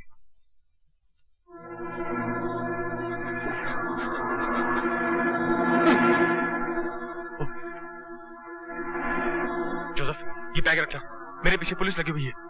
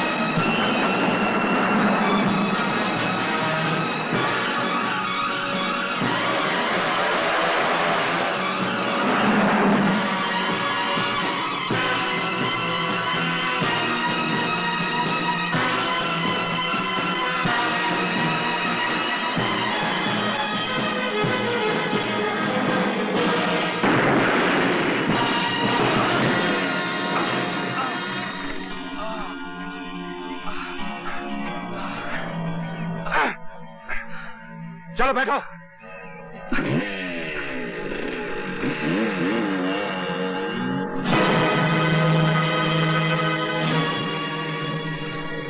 चलो उतरो। मेरा नाम जोसेफ लोबो है। तुम्हारा नाम क्या है? मैं तुम जैसों को अपना नाम नहीं बताया करता। तुम्हारे लिए मैं 212 हूँ। 212? अच्छा ये बताओ 212, जब तुम मुझ जैसे को अपना नाम नहीं बता सकते तो फिर तुमने मुझे बचाया क्यों? मैं 1 नंबर का आदमी हूँ और तुम्हारे पास 2 नंबर का माल है। अच्छा, मतलब तुमने मुझे नहीं इस बैग को बचाया। आदमी तेज भी हो, काम के भी हो। अब तुम मुझे वो कहावत सुनाओगे कि जान है तो जहान है। ये लो। अपना गंदा बैग अपने पास रखो। अपनी जान बचाने की मजदूरी निकालो। 10,000 रुपए। 10,000? मेरी जान की कीमत उससे कहीं ज्यादा है 212। 10,000 निकालो, मुझे देर हो रही है। जानते हो इस बैग में कितना माल है? 80 लाख के हीरे और 10 लाख कैश। अब भी सिर्फ 10,000 लोगे? बहुत बकते हो तुम। 10,000 रुपए निकालो और अपना रास्ता नापो। कमाल के आदमी हो। 4 दिन मेरे साथ काम करो, करोड़पति बना दूंगा। मैं तुम जैसे मैले आदमियों के साथ काम नहीं किया करता। अच्छा मान लो अगर मुझे तुम्हारी जरूरत पड़े तो? जब मुझे तुम्हारी जरूरत पड़ेगी तो मैं तुम्हें ढूंढ लूंगा। I don't understand you. कोशिश भी मत करना। ये 212 क्या नाम हुआ? वो तो अपना नाम यही बताता है सर, और हमें नाम से क्या मतलब, हमें तो काम लेना है। और ये आदमी हमारे बहुत काम का है सर। ये भी ठीक है, वो जो मांगे वो दो, लेकिन भर्ती कर। इसी बात पर तो वो तैयार नहीं होता सर। मैंने उसे बहुत समझाया, पर वो यही कह गया कि जब उसे कोई जरूरत होगी तो वो खुद आ जाएगा। उसने तो अपना पता तक नहीं बताया। अजीब आदमी है, 1,00,000 2 लाख ले सकता था, बस 10,000 लेके गया। भगवान करे उसे जल्दी ही कोई जरूरत पड़े और वो मिलने आए। वो तो बहुत ही काम का आदमी है, मगर वो मुस्तकिल काम नहीं करेगा रत्नाबाई। तू क्या जाने रत्नाबाई और रत्नाबाई की कशिश को? मैं तो चुंबक हूँ, चुंबक। बको मत रत्ना, तुम ढल चुकी हो, गीली बारूद का ढेर हो। उस 212 को मुझ पर छोड़ दो। आओ बच्चों, आओ आओ आओ। ये लो। अरे जल्दी मत करो, सबके लिए बहुत है। ये लो, तुम भी लो। हाँ, एक एक, सिर्फ एक एक। हाँ, ये लो, सबके लिए है। ये लो, बस एक एक एक, और मेरा नाम विद्या है, मैं स्कूल की टीचर हूँ। जानता हूँ, मेरा नाम रवि है। आप बच्चों को ये किताबें, पेंसिल? जिंदगी में खुद तो लिख पढ़ ना सका, इसलिए जब भी पैसे हाथ लगते हैं इन बच्चों पर खर्च करता हूँ। मन को शांति मिलती है। कहाँ रहते हैं आप? वो सामने वाले मकान में। कुछ दिन हुए इस मोहल्ले में आया हूँ।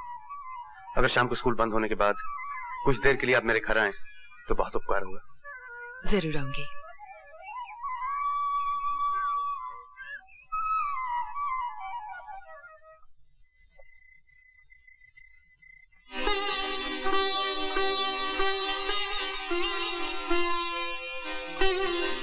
अरे मालकिन, आपने अभी तक खाना नहीं खाया? आप सो रही थी इसलिए मैं इसे ढक के चला गया।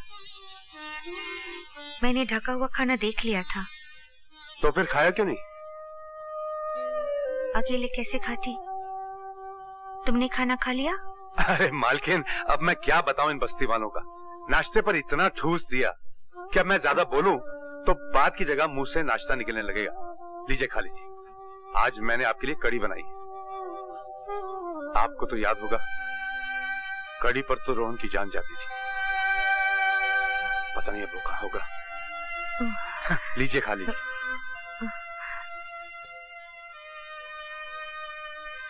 अच्छा,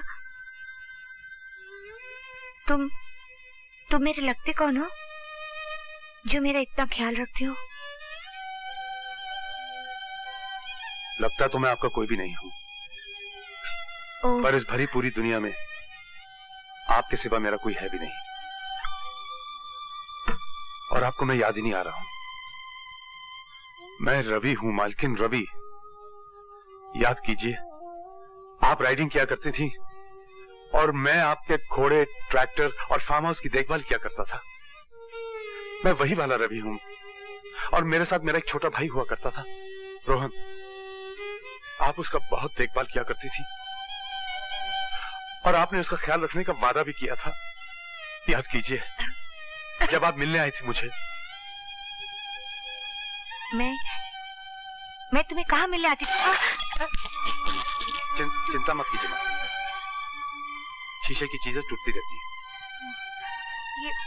तुम मुझे मालकिन मालकिन क्यों बोलते रहते हो? क्योंकि आप मेरी मालकिन हैं। अच्छा, और मैं क्या क्या हूँ? मेरा मतलब, और किसी की भी तो मैं कुछ लगती होंगी। क्यों नहीं? आपका इतना बड़ा घर था कि क्या बताऊं। आप और मालिक दोनों अकेले। टुम्पा तो हॉस्टल में रहा करती थी। ये टुम्पा कौन? नमस्ते। नमस्ते। मैं स्टूडेंट्स की किताबों का शुक्रिया अदा करने आई थी। बैठी ना। और हाँ, ये बिल्कुल वैसी किताब है, BAT bat, CAT cat, RAT rat, जो आप मुझे पढ़ाया करती थी। और ये रैट तो आपने झल्लाकर मुझसे 100 मर्तबा लिखवाया था। और आपने कहा था कि Ravi, You are a rat, तुम चुहे हो। Excuse me, Excuse me, Excuse me और Pardon me, ये भी आप कहा करती थी। आप कहती थी कि रवि, किसी की बात काटनी हो तो पहले Excuse me या Pardon me कहा करो। बात कोई खास नहीं कि खुरपी उठाई और काट दी।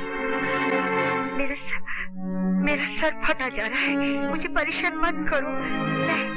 मैं खुद चाहती हूँ कि मुझे सब कुछ याद आ जाए, मगर कुछ याद नहीं आता तो मैं क्या करूँ? ठीक है, आप लेट जाइए, अब मैं आपको परेशान नहीं करूँगा।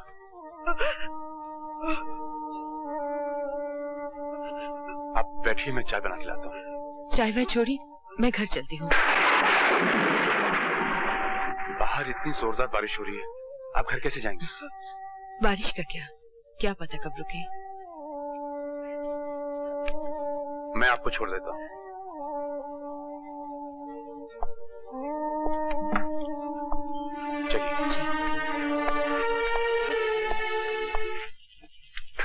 एक बात पूछूं? हाँ हाँ पूछो। आप जिन्हें मालकिन कहते हैं वो कौन है?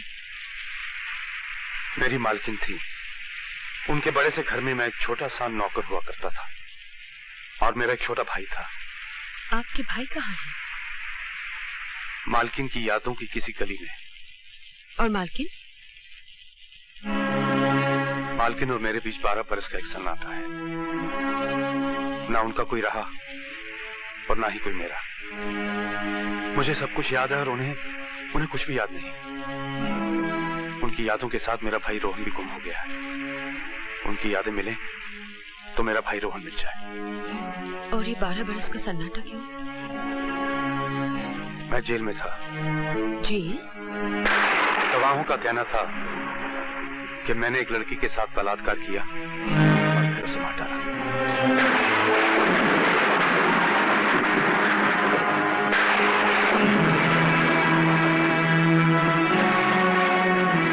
जज ने मेरी बात नहीं मानी और मेरे पास अपनी बेगुनाही साबित करने के लिए ना कोई सबूत था और ना ही कोई गवाह। तुम्हारा जी चाहे तो जज की बात मान लो और जी चाहे तो मेरी।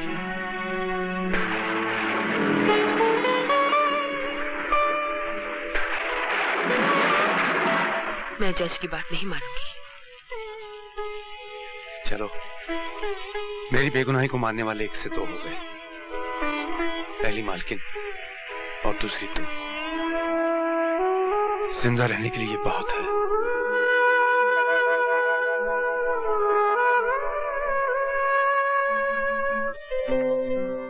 स्माइल, थोड़ा सा और स्माइल करो ना, और थोड़ा सा। तुम मेरी तस्वीर खींच रहे हो या मेरी दांतों की? बात हो गया, चलो चलकर कहीं बैठते हैं। चलो चलो। वासु, तुम मुझसे प्यार करते हो? ये कैसा सवाल है? बोलो ना। हाँ, अपनी जान से भी ज्यादा प्यार करता हूँ, बहुत प्यार करता हूँ। लेकिन तुम मुझसे प्यार क्यों करते हो? क्योंकि तुम दुनिया की सबसे बदसूरत लड़की हो। क्या? हाँ, अरे जो भी मैं कहूँ उसका एकदम उल्टा समझ लेना। मैं तो किसी दूसरी लड़की की तरफ आंख उठा के भी नहीं देखूंगा। सच? सच। तुम वहां क्या देख रही हो? वो जो लोग खड़े हैं ना, वो हिंदुस्तान की सबसे खूबसूरत लड़की को देख रहे हैं, जो इस साल मिस इंडिया चुनी गई है। क्या कह रही हो? नहीं। अच्छा, मैं भी आया।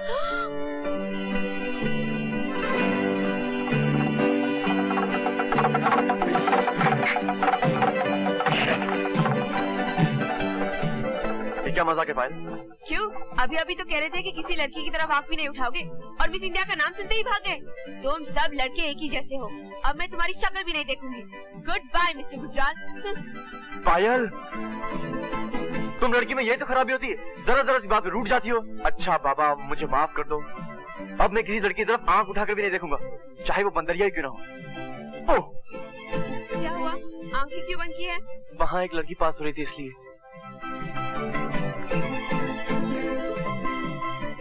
अच्छा बाबा, मान गए। इतना ड्रामा मत करो। अच्छा एक बात बताओ, अगर शादी के बाद मैं किसी वजह से नाराज हो जाऊँ तो क्या तुम मुझे माफ कर दोगे? हाँ, मैं तुम्हारी हर गुस्ताखी माफ करने के लिए तैयार हूँ। ये क्या बदतमीजी है? बस, अभी तो कह रहे थे कि मेरी सारी गुस्ताखियाँ माफ कर दोगे। लेकिन शादी के बाद का वादा था, शादी के पहले का नहीं।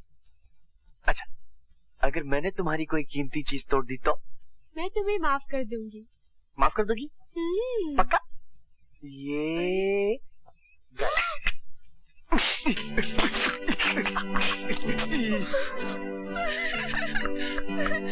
तुमने क्या कर दिया? डैडी ने मुझे प्रेजेंट दिया था।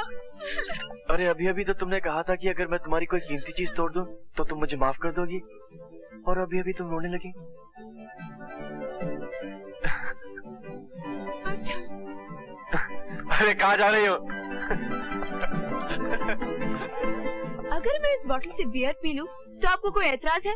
वैसे तो मैं पीती नहीं। नहीं? मुझे कोई एतराज नहीं है। एक क्या तो पी जाओ, ऐसे होना चाहिए। तुम कोई गलती करो मैं तुम्हें माफ कर दूं, मैं कोई गलती करूं तुम मुझे माफ कर दो, इसी को तो प्यार कहते हैं। Very good. पियो पियो पियो, एक घुट में पूरी पी जाओ, पियो।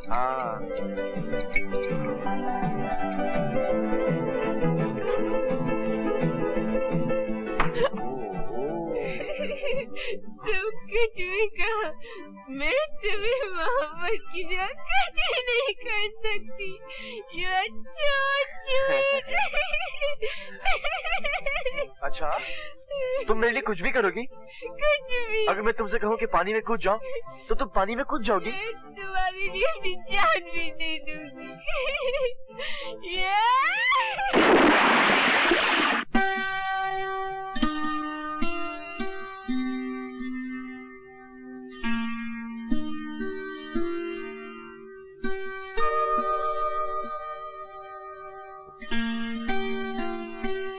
मैं कहाँ हूँ और क्या हुआ? तुम एक डाक बंगले के अंदर हो और जो कुछ भी हुआ उसके बारे में कहते हुए मुझे शर्म आती है। फिर भी बताओ तो सही। तुम्हें बियर नहीं पीनी चाहिए थी, तुम बहुत नशे में थी। मैं तुम्हें पानी में से उठा के लेके आया हूँ। तुम कहने लगी कि हमारे बीच कोई दीवार नहीं होनी चाहिए। मैंने कहा बिल्कुल ठीक है। फिर तुम अपने कपड़े उतारने लगी। मैंने कहा ये दीवार नहीं, ये तुम्हारी ड्रेस है। शट अप, मैं कुछ नहीं सुनना चाहती। फिर क्या हुआ? फिर तुम मेरे कपड़े उतारने लगी। Shut up. सच सच बताओ ना, फिर क्या हुआ? फिर वो हुआ जो शादी के बाद होना चाहिए था। इसलिए बेहतर यही होगा कि हम किसी मंदिर में जाएं और फौरन शादी कर लें। नहीं वासु, मैं अपनी नजरों से गिर चुकी हूँ। मैं मर जाऊंगी। मैं इस बेशर्मी को नहीं बर्दाश्त कर सकूंगी। मैं खुदकुशी कर लूंगी। पायल, पायल, पायल, मैं तो मजाक कर रहा था। कोई आदमी भला अपने ही घर में चोरी करता है क्या? इतना घटिया मजाक मैं तुम्हारी शक्ल भी देखना नहीं चाहती। हाँ? अरे बाप रे। बहुत खूब योर ऑनर। मतलब ये कि अपनी प्राइम विटनेस यानी अपनी इकलौती विटनेस को ये लोग लोकेट करने की कोशिश कर रहे हैं, मगर मैं तो ये कहूंगा कि ये विटनेस लोकेट हो ही नहीं पाएगी क्योंकि ये बलात्कार हुआ ही नहीं। ये झूठा मुकदमा तो सिर्फ धीरेन्द्र ठाकुर को बदनाम करने के लिए किया जा रहा है। और रही इस सती सावित्री की बात, तो उसका पता तो बहुत से लोगों के पास होगा। आई सबमिट योर ऑनर कि जब तक ये औरत इस अदालत में पेश नहीं की जाती, मैं ये मानने को तैयार नहीं कि ये बलात्कार हुआ। और मेरी गुजारिश है कि इस मुकदमे को खारिज कर दिया जाए। मैं सरकार को 10 दिन की मोहलत देता हूं। अगर अगली तारीख पर उस औरत को अदालत में ना पेश किया गया तो मैं ये मुकदमा डिसमिस कर दूंगा। Fantastic sir. मुकदमा ऐसे जीता जाता है। वासु, तुम्हारे गर्लफ्रेंड की फोटो तो बहुत अच्छी आई है, लेकिन उसके साथ तुम्हारे कैमरे ने एक कत्ल को भी रिकॉर्ड कर लिया है। क्या मतलब? इस फोटो में एक आदमी एक लड़की का गला दबा रहा है? और इस फोटो में उसी लाश को गाड़ी में रख रहा है। और ये तो धीरेन्द्र ठाकुर है। ठीक। मिस्टर गुजराल से, अरे मिस्टर गुजराल से उस दिन कोर्ट में डिफेंड कर रहे थे। इसका मतलब ये? जी हाँ। अरे वासु, तू यहाँ? आज तो रास्ता कैसे भूल गए? तेरे बगैर घर बड़ा सुना लगता है। दिल में तो रहता हूँ ना। आमा बैठ। ये ले फोटोग्राफ। मिस्टर गुजराल को देना और उनसे कहना कि धीरेन्द्र ठाकुर जैसे कमीने इंसानों का केस ना लिया करें। क्या बात क्या है? वो जो फोटोग्राफ देखेंगे ना तो खुद समझ आएंगे कि सच्चाई क्या है। मत बोलिए। ये तस्वीर देख ली आपने? अब मेरी बात सुनिए। मैं कोई धर्मात्मा नहीं हूँ, मगर ऐसे गंदे केसेस मैं कभी नहीं देता। मगर चूंकि मैं आपका वकील रह चुका हूँ, मैं फीस लिए बिना आपको एक मशवरा दूंगा। आप इकबाल जुर्म कर लीजिए। फॉर ए चेंज सच बोल जाएंगे तो हो सकता है कि फांसी की जगह आपको उम्र कैद हो जाए। मैं आपको 24 घंटे की मोहलत देता हूँ। तब तक आपने इकबाल जुर्म नहीं किया तो मैं इस तस्वीर का नेगेटिव खुद पुलिस के हवाले कर दूंगा। समझे? आज आपने मेरी आंखें खोल दी गुजराल साहब। मैं तो इस योग्य भी नहीं कि मनुष्य कहा जाऊं। जानवरों में मुझे फांसी की सजा मिलनी चाहिए। मुझे 24 घंटे की मोहलत मत दीजिए गुजराल साहब। मुझे अभी पुलिस स्टेशन ले चलिए ताकि वहां जाके मैं अपना कन्फेशन कर लूं। हो सकता है 24 घंटे के भीतर मेरे अंदर का राक्षस जाग बैठे और मुझे फिर से बहका दे। मैं आपके आगे हाथ जोड़ता हूँ गुजराल साहब, मुझे अभी ले चलिए और अपने सामने एक बार जुर्म करवा दीजिए। मैं आपका ये एहसान नई जिंदगी में भूलूंगा ना, अगले जन्म में। गुजराल साहब प्लीज प्लीज मुझे ले चलिए। ठीक है, चलता हूँ। मैं तो उस आदमी का भी शुक्रिया अदा करना चाहूंगा जिसने आपको ये तस्वीरें दी। कौन है वो देवता? Vasudev. Hello hello Mrs Gujral, मैं धीरेन ठाकुर बोल रहा हूँ। आपके पति परमेश्वर इस वक्त मेरे कब्जे में है और मेरे कुछ नेगेटिव आपके चहेते बेटे वासुदेव गुजराल के पास है। अगर आप अपने पति की खैरियत चाहती हैं तो वो नेगेटिव्स अपने बेटे के हाथ मुकेश मिल भेज दीजिए, समझी? हाँ, एक बात और सुनिए, पुलिस को इन्फॉर्म करने की बेवकूफी मत कीजिएगा। हो सकता है कि मुझे जेल हो जाए, हो सकता है कि मुझे फांसी भी हो जाए। मैं आपके हाथ सिर्फ आपके पति की लाश लाएगी।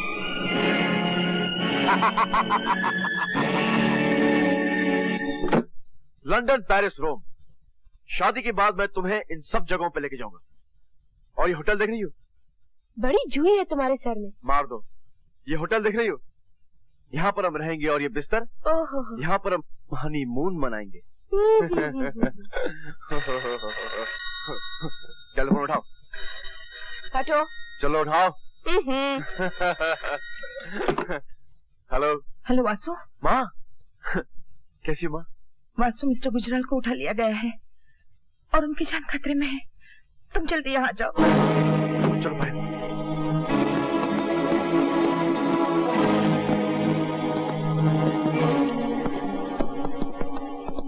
मिस्टर गुजराल किडनैप हो गए?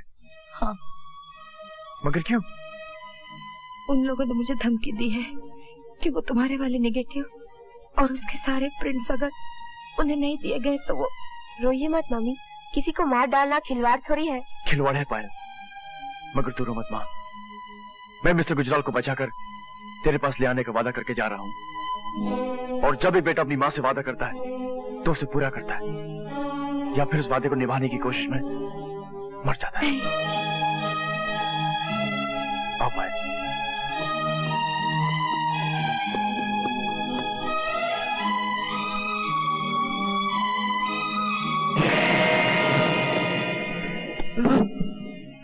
अगर वासु 5 मिनट के अंदर अंदर नहीं आया तो क्या हो जाएगा? नेगेटिव्स लाओ।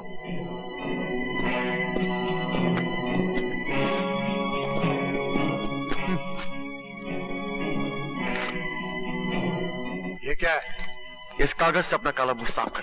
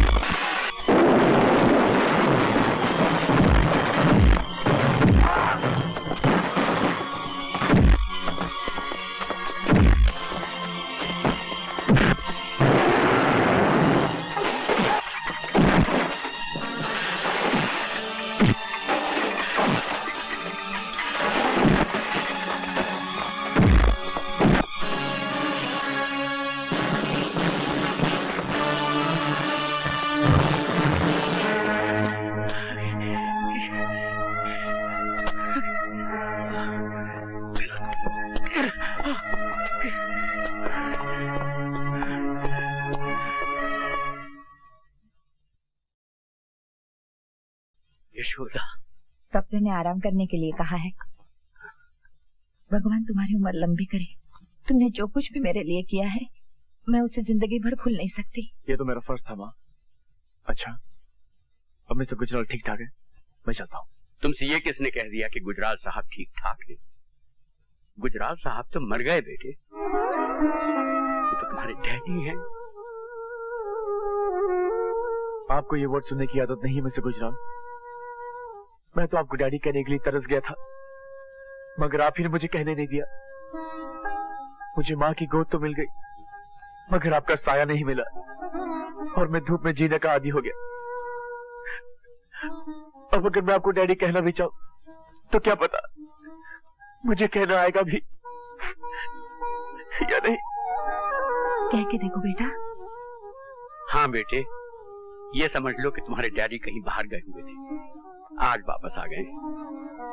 इस लफ्ज की आवाज सुनने को मेरे कान तरस गए।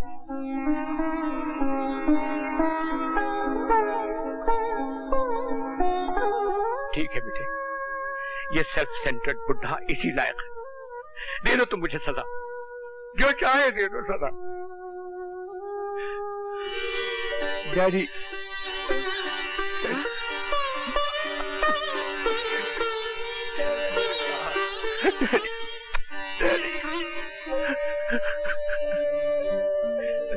अब क्यों रोते हो? अभी तक तुम एक अधूरे खानदान के अधूरे बेटे थे। माँ थी मगर बाप नहीं था, आज तो बाप भी मिल गया। नहीं, मैं अब भी अधूरा हूँ। आप तो मिल गए, लेकिन भैया अब तक नहीं मिले। मिल जाएंगे बेटे, मिल जाएंगे। जैसे तुम्हें तुम्हारे डैडी मिल गए, वैसे तुम्हारे भैया भी मिल जाएंगे और हमारा खानदान पूरा हो जाएगा। रो मत। अच्छा ये बताओ कि ये फूल जैसी लड़की कौन है? ये पायल है। मतलब ये कि क्यों मासूम? भाई ये मेरा घायल होना तो बहुत मुबारक हुआ। पहले बेटा मिल गया और अब बहू। मैं तो यहाँ से निकलते ही तुम्हारे डैडी के साथ बात करूंगा और बात पक्की करूंगा। चट मंगनी पट ब्याह। अच्छा वासु, एक बात बताओ, मेरी ऐसी कौन सी चीज थी जो तुम्हें भा गई और तुम मुझ पर फिदा हो गए? पायल, सच पूछो तो तुम्हें कोई भी अच्छी चीज नहीं है। न जाने मैं तुम्हें अपना दिल क्यों दे बैठा। अगर ऐसी बात है तो मैं तुम्हारी शक्ल नहीं देखूंगी। अरे भड़को नहीं। अब मैं सोचता हूँ तो महसूस करता हूँ कि तुम्हारी काफी चीजें अच्छी। मसलन तुम्हारे लंबे लंबे खूबसूरत बाल, और तुम्हारी ये गोरी गोरी पेशानी, और तुम्हारी झील सी नीली आंखें जिनमें डूब जाने को जी करता है, और तुम्हारी ये 2 गुलाबी होंठ। तुमने मेरी नाक के बारे में कुछ नहीं कहा? हाँ, और तुम्हारी ये 1.5 फुट लंबी नाक। वासु, ऐसी बकवास करोगे तो पिट जाओगे। अच्छा बाबा, तुम्हारी ये सुराईदार गर्दन, और तुम्हारे ये 2 बड़े बड़े। शर्म नहीं आती ऐसी बातें करते हुए? पायल, तुम्हारे दिमाग में सिर्फ गंदगी भरी हुई है। मैं तो तुम्हारे इन 2 बड़े बड़े हाथों की बात कर रहा था जिनमें तुमने एक कंगना पहना है। तुम क्या समझ रही थी? गर्दन हिलाने से काम नहीं चलेगा पापा, हाथ मिलाना पड़ेगा, क्योंकि ये मेरा बेस्ट फ्रेंड है वासु गुजराल, जिसकी वकालत ने बॉम्बे में धूम मचा रखी है। कोई धूम नहीं मचा रखी सर। आप तो जानते ही होंगे कि पायल की आदत है बड़ा चढ़ा के बात करने की। जी नहीं, मैं हमेशा ठीक बात कहती हूँ। अच्छा पापा, आप ही बताइए, मैं केस की मिसाल देती हूँ। मेरे केस तुम्हारे वासु के बस के नहीं है बेटा। खैर, फिर भी ये इतनी तारीफ कर रही है तो एक आध केस तुम्हें जरूर हो। थैंक यू सर, मगर मैं यूं गिरे पड़े मिल जाने वाले केस नहीं लेता सर। बहुत तेज हो। वकील कानून की धार होता है सर, और अगर धारी तेज न हो तो कानून जुर्म की जड़ें कैसे काट पाएगा। ठीक है, कभी तुम्हारी धार भी देख लेंगे। तुम्हारे डैडी अभी तक नहीं आए। मिस्टर सिंह, मुझे गुजराल कहते। हेलो। अब आप गुजराल अंकल से बातें कीजिए पापा। वासु को तो मैं अपना मिनी सूट दिखाने जा रही हूँ। आओ वासु। हाँ हाँ, बड़ों की बातों में बच्चों का क्या काम। क्यों mister Singh? I don't know, मुझे तो ये भी नहीं पता कि हम दोनों बात क्या करने वाले हैं। अरे भाई तुम जाते क्यों नहीं? जाओ ना। आप खड़े क्यों हैं? बैठिए ना। क्योंकि आपने मुझे बैठने के लिए कहा ही नहीं। आई एम सॉरी, बैठिए। जी, मुझे ये बच्चे काफी सीरियस लगते। क्यों मिस्टर सिंह? ये जनरेशन तो सीरियस होना जानती नहीं मिस्टर गुजराल। मैं उस सीरियसनेस की बात नहीं कर रहा। तो फिर किस सीरियसनेस की बात कर रहे थे आप? बढ़ा चढ़ा के बात करने की मुझे आदत नहीं है। अदालत में भी मैं कम बोलता हूँ, ऑलवेज टू द पॉइंट। ये मेरा बेटा वासु है ना, ये मुझसे भी बड़ा और अच्छा वकील बनेगा। अखबार वाले तो फिदा हैं इस पे, हर रोज कोई ना कोई राइट अप छपता रहता है। रत्नाबाई रोडवेज का जो कॉम्पेंसेशन केस था ना, वो मेरे बेटे वासु ने ही जीता था। उन हरामियों के हलक से उसने कॉम्पेंसेशन उगलवा ही दिया। तो ये वो वाला वासु गुजराल है? 100%। और एक पॉलिटिकल लीडर की कातिलाना चालों से भी इसने मुझे बचाकर निकाल दिया। खैर छोड़िए इन बातों। बासु मेरा सगा बेटा नहीं है। हुआ ये कि मेरी बीवी की एक सहेली जगदीशपुर में रहा करती थी। ये उनको वहीं दिखा। इसका बड़ा भाई वहां नौकर था, तो एक मर्डर और रेप केस में उसे सजा हुई। ये बेचारा रह गया, यतीम, छोटा सा, लावारिस। मेरी बीवी को तरस आया, उसने गोद ले लिया। कहने का मतलब ये कि मेरा खून का नहीं है, मगर हमारा ब्लड ग्रुप एक है, और अगर ये मेरा सगा बेटा भी होता तो मैं इससे इतनी ज्यादा मोहब्बत न करता। ब्लड तो अब कौन मानता है गुजराल साहब। पेरेंट्स का फर्ज तो ये है कि वो अपने बच्चों की खुशी चाहे। तो फिर पंडितों की जबान में इसका मुहूर्त निकलवा दूं? मेरी तरफ से तो बात पक्की है, लेकिन जरा फैमिली पुरोहित से पूछना पड़ेगा। Give me a couple of days. Sure. पंडितों के हुक्म के बगैर तो इस मुल्क में कंप्यूटर भी नहीं चलते। हम आप क्या करेंगे? अरे गुस्सा थूक भी दो। गुस्सा थूक कैसे दूं? वो हरामजादा मेरी बेटी से शादी करेगा। ये किस पे फूफा कर रहे हो भाई? जरा इन पर अपनी मुस्कान की वर्षा तो करना रत्ना, क्योंकि मैं इनसे ये कहता हूँ कि अनशन लोगों से मिलने क्यों लगे? कौन अनशन लोग? वही दोनों जो अभी अभी यहाँ से गए हैं। अब तुम मेरे दुश्मनों से दोस्ती करोगे तब तो फिर बात नहीं जमेगी। अरे भाई, उन्हीं हरामजादों पर तो अब तक मेरा खून खौल रहा है। उस लौंडे की हिम्मत तो देखो, मेरी बेटी से शादी करेगा। मेरे टुकड़ों पर पलने वाला वो शख्स मेरी बेटी से शादी करेगा। उस जूडी को भी 5 लाख उसी ने दिलवाए। मैं तो कहता हूँ उन दोनों को गोली मरवा दो। खा खा के मोटे हो रहे हो, कुछ तो काम करो। 2 आदमी नहीं मारे जाते तुम लोगों से। अब अगर हमारे किसी आदमी ने उन्हें मारा तो बात बिगड़ जाएगी, क्योंकि वो रिश्ता लेकर आ चुका है। उन्हें मारने के लिए तो कोई ऐसा आदमी ढूंढना चाहिए जो भरोसे के लायक भी हो और हमसे जिसका कोई ताल्लुक भी साबित न हो सके। वो 212 कैसा रहेगा? तुम्हारा ये तीर बिल्कुल निशाने पर बैठा है रत्ना। ये 212 कौन है? पता नहीं, मगर कमाल का आदमी। She'll be alright in about 3 months, लेकिन इनको दाखिल करना पड़ेगा और ट्रीटमेंट भी बहुत महंगा होगा। महंगे सस्ते की बात ना कीजिए डॉक्टर, बस इतना बताइए कि ये ठीक तो हो जाएंगी ना। पैसों का बंदोबस्त तो कहीं ना कहीं से कर ही लूंगा। You are very fortunate mister Ravi.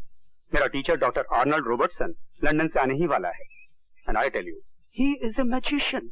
वो मेमोरी का ताला ऐसे खोलता है जैसे कोई एक्सपर्ट भी किसी तिजोरी का ताला भी क्या खोलेगा। ये तो बहुत ही अच्छी बात है।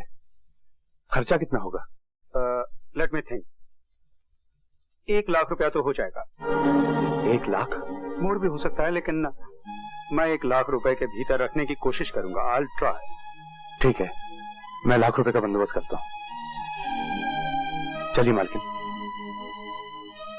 1 लाख तो जरूर चाहिए, मगर किसी का कत्ल करके नहीं। मैं जानता था कि तुम यही कहोगे। ये कत्ल नहीं, 212 इंसाफ है। पूरी बात सुन लो, उसके बाद चाहो तो इनकार कर दो। पूरी बात क्या है? अंदर चलो। आओ। रत्ना, रत्ना, ओ कौन? रत्ना, क्या कर रही हो? रुक जाओ, एक कदम भी आगे बढ़ाया तो कूद पड़ोगे। सिस्टर, ऐसा मत करो। नहीं, मैं तेरी माय डियर सिस्टर नहीं हूँ। अगर तू मेरा भाई होता तो मेरी फूल से बेटी नीलम को गैंग रेप होने देता। मेरी बेटी का रेप और मर्डर करने के बाद अब तू मेरे पास आया है। आगे तो देख, मैं तुझे छोड़ूंगी नहीं। Ratna, Ratna, stop it!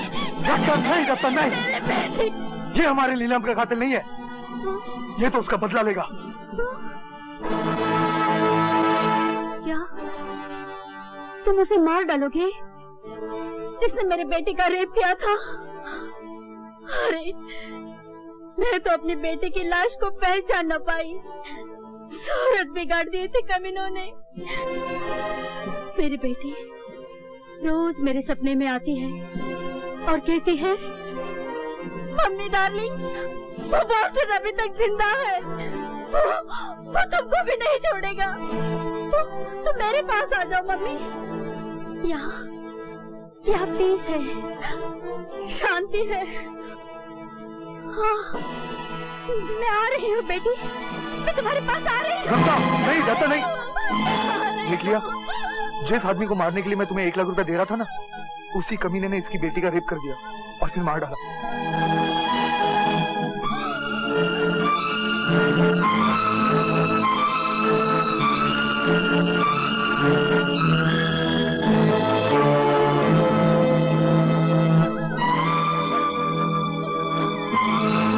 अब भी अगर तुम कत्ल नहीं कर सकते तो ठीक है।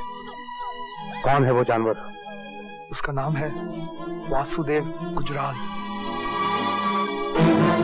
वासुदेव गुजराल।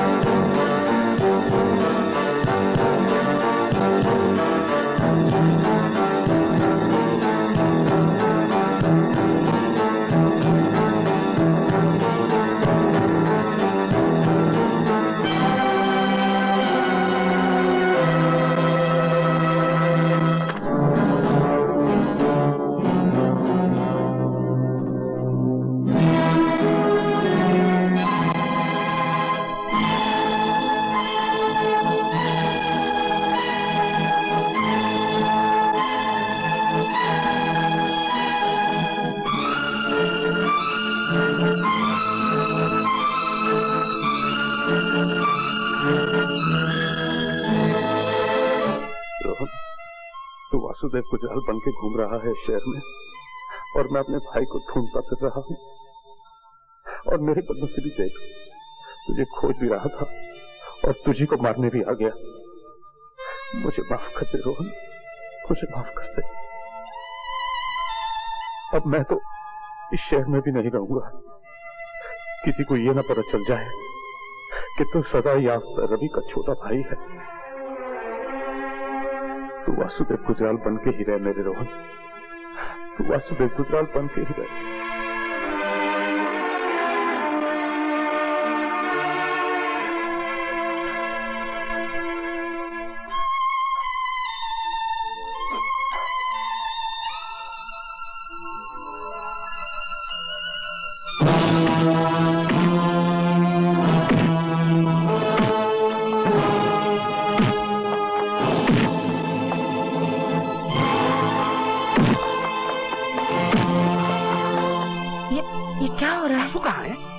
अंधेरा क्यों है? अरे मेन स्विच ऑफ कर दिया किसी ने।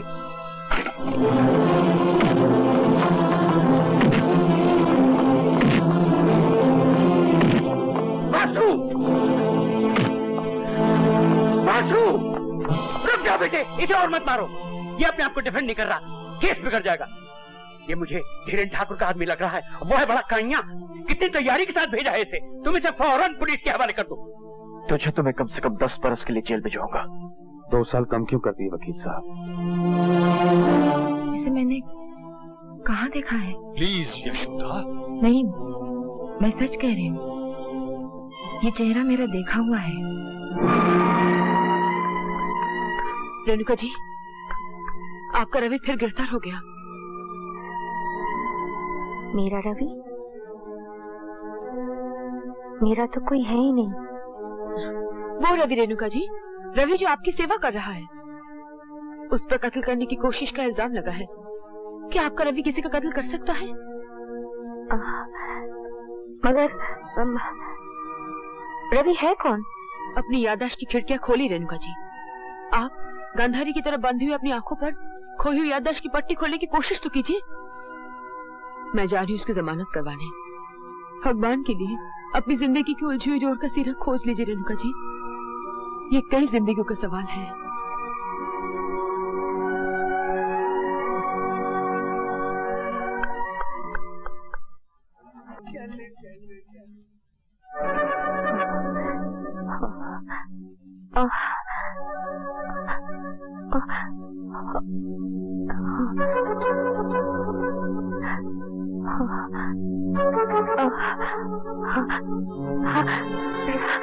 रवि, रवि,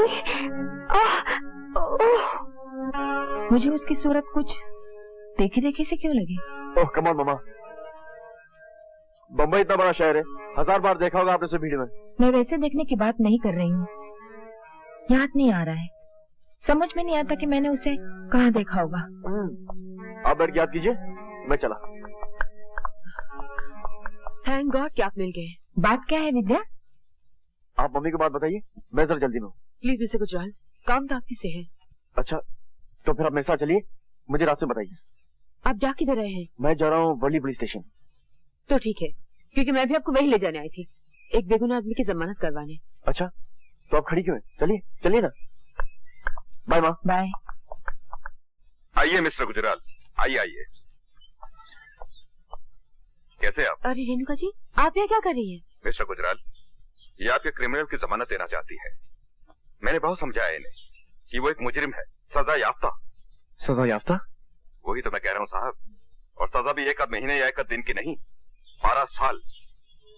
सजा कटने का मतलब ये तो नहीं होता इंस्पेक्टर साहब कि आदमी गुनहगार भी था।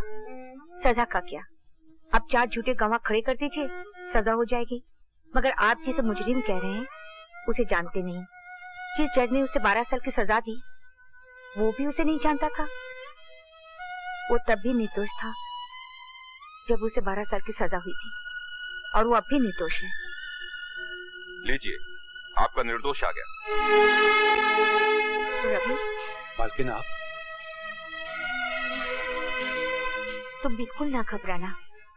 एक बार मेरे होते हुए तुम्हारे साथ अन्याय हो गया और मैं कुछ ना कर सकी, मगर मैं दोबारा तुम्हारे साथ अन्याय नहीं होने दूंगी। मालकिन, ऐसा लगता है भगवान की दया से आप ठीक हो गई। हाँ, भगवान ने मुझे तुम्हारे लिए ठीक किया है। जो मैं ना ठीक होती तो तुम्हें उस जमानत का पता कौन बताता जो मेरे पास थी। अब तो आप ठीक हो गई ना मालकिन? हाँ। आराम से पूछ लूंगा, जल्दी क्या है? हाँ। और मैं जमानत की कसम खा के कहता हूँ कि आज तक मैंने कभी ये नहीं सोचा कि आपने मेरी अमानत का ख्याल नहीं रखा होगा। जब आपको कुछ याद भी नहीं था तब भी मैं ये जानता था कि आपने मेरी चीज किसी अच्छी जगह रखी हो। पर बस बस, अब आप कुछ मत बोलिए मालकिन। अगर मैं कुछ ना बोलूंगी तो ये लोग मान कैसे लेंगे कि तुम निर्दोष हो? अच्छा, तुम ही बताओ, अपने छोटे भाई से प्यार करना क्या अपराध है? नहीं ना, मगर इसने तो उसी अपराध की सजा भुगती है, और अब तुम उसे फिर से जेल भिजवाना चाहते हो? मालकिन, यह अपराध मैंने किया है। मैंने इन पर हमला किया था, इसकी सजा मुझे मिलनी चाहिए। लेकिन तुम मुझे जानते भी नहीं, न मेरी तुम्हारी दोस्ती न दुश्मनी, फिर तुमने मुझ पर कातलाना हमला क्यों किया? ये सब छोड़ो भैया, मैंने तुम पर हमला किया था ना, तुम ऐसा करो, मुझे जेल नहीं फांसी पर चढ़वा दो। अरे कैसे फांसी पर चढ़ा देंगे? अरे भाई, तुम लोग इधर उधर की बात मत करो। मुझे लगता है तुम अपने उस भाई के बारे में जानना ही नहीं चाहते हो जो... भाई? हाँ, तुम ही बताओ, मैं कैसे चुप रहूंगी? इसके भाई का पता मेरे सिवा कोई जानता ही नहीं। अगर तुम्हें सुनना नहीं है तो मत सुनो, मगर मैं बताने जा रही हूँ। मालकिन, तुम चुप रहो। तुम्हें मेरी सहेली मिसेस यशोदा गुजराल तो याद है ना? यशोदा गुजराल? मैंने रोहन को उन्हीं के हवाले कर दिया था। बेटा बनाकर पाला होगा उसको मेरी यशोदा ने। अब तो वो इतना बड़ा हो गया होगा कि अगर वो हमारे सामने बैठा हो तभी ना उसे तुम पहचान पाओगे, ना ही मैं। मुझे पूरा यकीन है यशोदा ने उसे जरूर वकील बनाया होगा, क्योंकि मैंने उसे बता दिया था कि तुम रोहन को वकील बनाना चाहते हो। Mister Rohan Yadav, advocate. मगर मैंने उस बाल गोपाल का नाम वासुदेव गुजराल रखा है रेणुका। ममा तो मैं हूँ बेटे, मगर ये जो आदमी जिसे तुम पुलिस रिमांड में दिलवाने आए हो मेरे भैया है।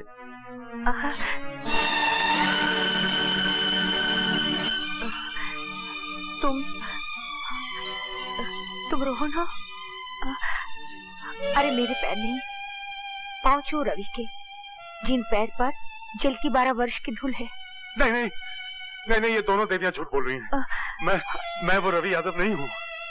मैं रवि यादव होता तो क्या अपने छोटे भाई की हत्या करने की सुपारी लेता? झूठ मत बोलिए भैया, जरा सोचिए, जिन हाथों को आप चुमा करते थे वही हाथ आप पर उठे। इन हाथों को तो मैं काट कर फेंक दूंगा।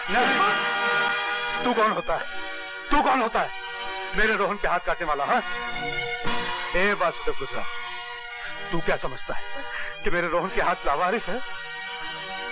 तो भैया इन हाथों को अपने चरण छूने की इजाजत दीजिए। भाई गले मिलते हैं। रो मत रोहन, रो मत। आप भी तो रो रहे हैं भैया। अरे हम तो शर्म के मारे रो रहे हैं। जिस भाई के वास्ते हम जिंदा थे उसी को मारने के वास्ते हमने ये हाथ बेच दिए। मगर तब हमें ये पता नहीं था कि तुम हो मुन्ना। मालकिन का अच्छा होना जरूरी था, क्योंकि मेरे भाई का पता सिर्फ मालकिन को मालूम था और मालकिन की याददाश्त के दरवाजे सब बंद थे। उन दरवाजों के खुले बगैर मेरे भाई का पता मुझे नहीं मिल सकता था। ऐसे में एक काम हाथ आया कि वासुदेव गुजराल को मार डालो और लाख रुपया ले जाओ अपनी मालकिन के इलाज के लिए। तो मैं क्या करता? हम समझते हैं भैया। तुम कुछ नहीं समझते। जरा सोचो रोहन, अगर कल हमने तुम्हें पहचान न लिया होता तो कैसा अनर्थ हो जाता। तुम्हें मार डालते, 1 लाख रुपया ले आते और मालकिन का इलाज करवाते, और मालकिन कहती बदनसीब, जिसे मारकर तू मेरा इलाज करवा रहा है वही तो तेरा छोटा भाई था। लेकिन भैया, जब आपने मुझे पहचान लिया था तो मुझे बताया क्यों नहीं? क्या बताता कि तू वासुदेव गुजराल नहीं, रोहन यादव है, रवि यादव का भाई, जो अभी अभी 12 साल की सजा काटकर जेल से छूटा है। तो तेरी क्या रह जाती मुन्ना? इसका मतलब अगर मालकिन न बताती तो आप मेरी जिंदगी से यूं ही चुपचाप चले जाते। आपको पता है मैंने आपको ढूंढने की कितनी कोशिश की है, लेकिन सरकारी फाइलों की भीड़ में आपका कहीं पता न चला। मेरा पता न चला होता तो अच्छा ही हुआ होता मुन्ना। अब सारी दुनिया तुझे सजा याफ्ता रवि यादव का भाई कहेगी। भैया, आप तो सजा काट कर देवता बन गए, लेकिन मुझे छोटा भाई बनकर आदमी तो बन जाने दीजिए।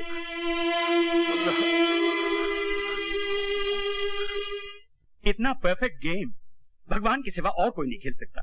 सब बिछड़े हुए मिल गए और मेरे भी कहा पुलिस स्टेशन में। सब कहाँ मिले वकील साहब? वासु की पायल तो मिली नहीं। वो भी मिल जाएगी, बस आती ही होगी। मगर वो लाखों करोड़ों में एक है। उसे गिनती में मत आंकिए। He has a point, Mrs Gujral. वो लाखों करोड़ों से कहीं आगे है। जहाँ गिनती की सीमा खत्म होती है वहाँ पायल की सीमा शुरू होती है। Hi everybody. रवि, तुम खुद देख लो। पायल बेटी, इनके पाँव छुओ। हाँ, मेरे भैया हैं। जीती रहो और सुखी रहो पायल। मगर मेरे पाँव छूने से पहले तुम्हें मालकिन के पाँव छूना चाहिए थे। इसमें एक अमेंडमेंट है, तुम इनके पाँव तो जरूर छुओ, मगर मालकिन मान के नहीं, माँ मान कर।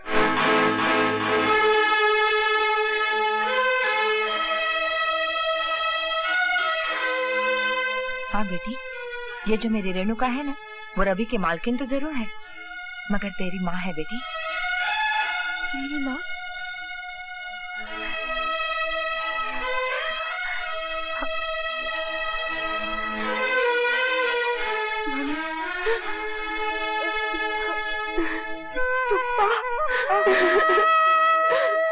भाई, इसमें हैरान होने की कोई बात नहीं। जिस दिन मैं तुम्हारी और पायल की शादी की बात करने मनोहर सिंह के यहाँ गया था, मैंने आके यशोदा को बताया, तो मनोहर सिंह का नाम सुनते ही यशोदा के दिमाग में तो घंटियां बजने लगी। घपला सिर्फ ये था कि ये समझती थी कि रेणुका मर चुकी। Thanks to Worli police station ये बात भी साफ हो गई। भाई, जो जिंदा है वो तो जिंदा ही है ना। मालिक ने तो मालकिन को मारने की कोई कसर नहीं छोड़ी थी, और उनके ख्याल में तो मालकिन मर ही चुकी थी। मगर जाको राखे साइया मार सके ना कोई, और जाको मारे सैया उसे बचा सके ना कोई। मैं उसे नहीं, ये मेरी और दादी की लड़ाई है। मैं सारी जिंदगी इस झूठ की छाव में जीती रहूं कि मेरी मम्मी मर चुकी है। दादी मुझसे इतना बड़ा झूठ बोलते आए, अब मैं उनसे सच बुलवाऊंगी, कड़वा सच।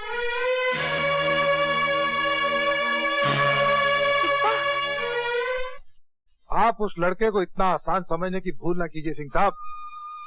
वो आपके हलक में कांटा बन के अटक भी सकता है।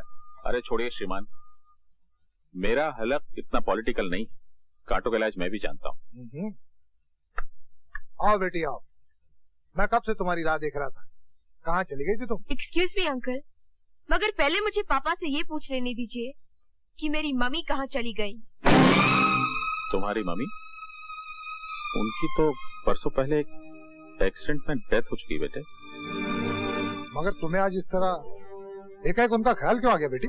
क्योंकि मैं अभी अभी से मिलकर सीधी यहाँ चली आ रही हूँ अंकल। पता नहीं तुम्हें किसी ने किससे मिला दिया। तुम्हारी मम्मी कब तक झूठ बोलेगा पापा? आपने उन्हें मारना चाहा, ये सच है, मगर वो बच गई, ये भी सच है। किसी ने यकीनन तुम्हारे कान भरे। एक्टिंग मत कीजिए पापा, मैं इस ड्रामे के हर कैरेक्टर से मिल चुकी हूँ। आपने एक बेगुनाह आदमी की जिंदगी बर्बाद कर दी और वो बेगुनाह आदमी 12 वर्ष जेल में सड़ाया गया। कौन बेगुनाह आदमी? रवि यादव। इन्होंने उस फरिश्ते पर रेप और मर्डर का केस चलवाया अंकल। शेम ऑन यू पापा। और आपकी इस चाल ने बेचारे रोहन की जिंदगी की जड़ें उखाड़कर एक तरफ फेंक दी। वो तो उसकी किस्मत अच्छी थी कि उसे मिसेस गुजराल की प्यार की जमीन मिल गई और उसकी जिंदगी ने फिर जड़ पकड़ ली। आप मेरी मम्मी, रवि भैया और रोहन का कर्ज कैसे उतारेंगे पापा? कैसे उतारेंगे? आप इंसान नहीं है। अगर आप रवि भैया रोहन की जिंदगी तबाह कर सकते हैं, अगर आप मेरी मम्मी को कत्ल करने की साजिश कर सकते हैं, तो अगर आपकी बेटी आपके राह में आए तो आप उसे भी हटा देंगे। ये मैं क्या सुन रहा हूँ मनोहर सिंह? अगर तुमने ये सब कुछ किया है तो बहुत ही बुरा किया है, और उसकी सजा ये है कि तुम्हारी बेटी तुम्हारे सामने तुम्हारे ही बारे में ये कड़वे सच बोले और तुम उसे चुपचाप सुनो। बोलिए पापा। देखो बेटी, तुम लीपापोती मत करो मनोहर सिंह।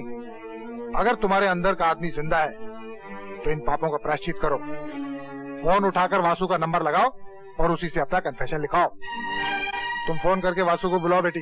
क्या पापा कन्फेस करेंगे अंकल? करेंगे कैसे नहीं?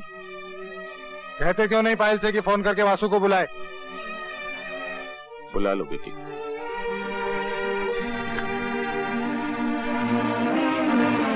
हेलो, कौन? वासु, तुम फौरन यहाँ आ जाओ। पापा तुमसे अपना कन्फेशन लिखवाना चाहते हैं।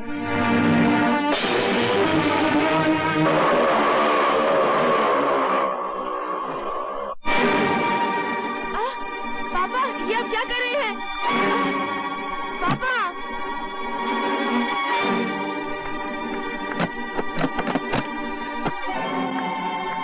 पापा दरवाजा खोलो, खोलो दरवाजा। आओ वासुदेव आओ। यहाँ कोई अर्जुन तो है नहीं वासुदेव, फिर तुम गीता का उपदेश किसे दोगे? फिर भी तुम्हारा स्वागत है। मिस्टर सिंह, पायल कहाँ है? लगता है तहजीब और तमीज तो दुनिया से उठ गई है। मेरे टुकड़ों पर पलने वाले रवि यादव का भाई मुझसे सवाल कर रहा है, वो भी मालिक कहकर नहीं, मिस्टर सिंह कहकर। और मेरी बेटी से शादी भी करना चाहता है। कुत्ते और हिरनी की शादी नहीं हो सकती। और तुम सिर्फ कुत्ते ही नहीं हो, पागल कुत्ते हो। इसलिए इससे पहले कि मुझे या किसी और को काटो, तुम्हें मार डालना हर नागरिक का कर्तव्य है।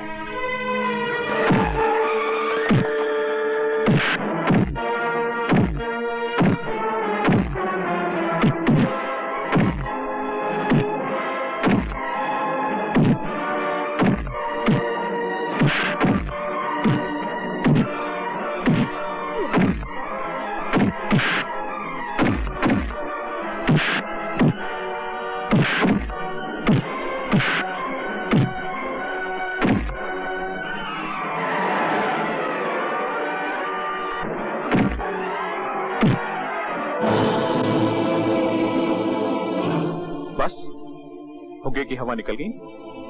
लेकिन मैं सिर्फ तेरी जान लेना नहीं चाहता। मैं ये चाहता हूं कि तू तड़प तड़प कर मरे। गुजरने वाला हर पल तुझसे कहे कि यमदूत तेरे पीछे पीछे आ रहे हैं। एक कलंदर से सुनी हुई एक कविता याद आ गई। सब ठाट पड़ा रह जाएगा जब लाज चलेगा बंजारा। मैं तो चाहता हूं कि तुम पल पल करके मरो, जैसे गागर से बूंद बूंद पानी टपकता है और फिर गागर खाली हो जाती है। हाँ तो बताओ सिंह साहब, तुम्हें पहली गोली कहाँ मारे? टकना ठीक रहेगा?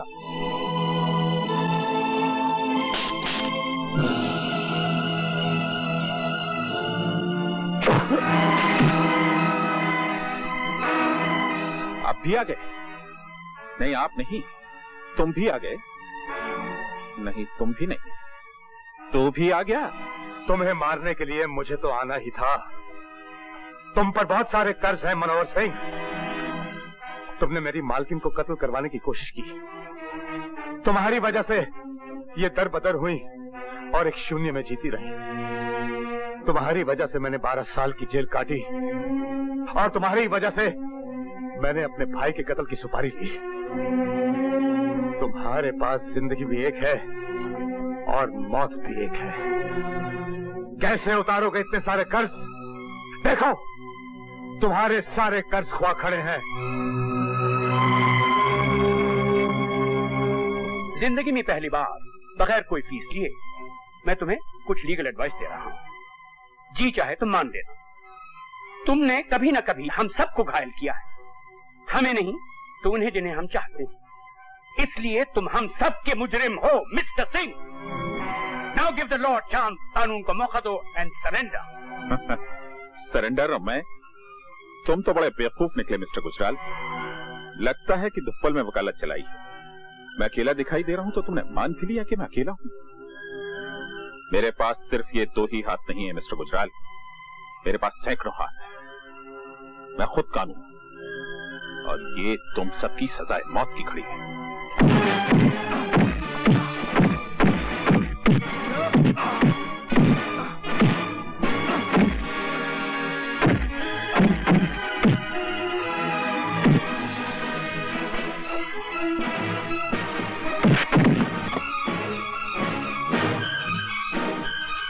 छोड़ो मेरा हाथ।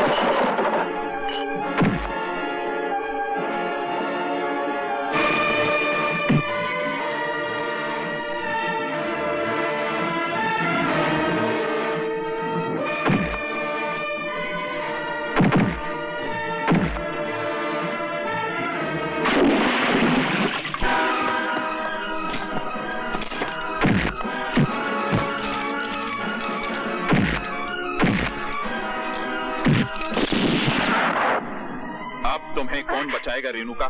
मालकिन को मैं बचाऊंगा मनोहर सिंह।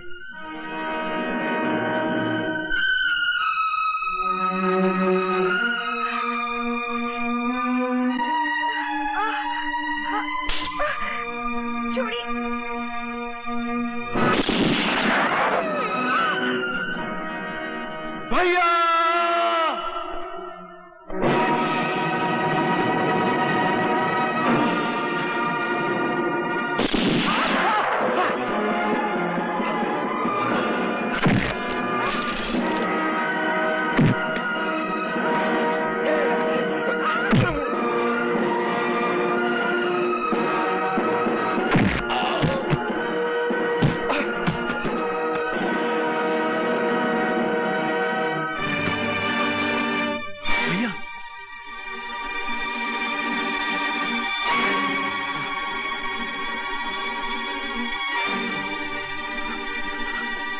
तुम्हें कौन बचाएगा? हाँ, नहीं मालकिन नहीं, गोली मत चलाइए।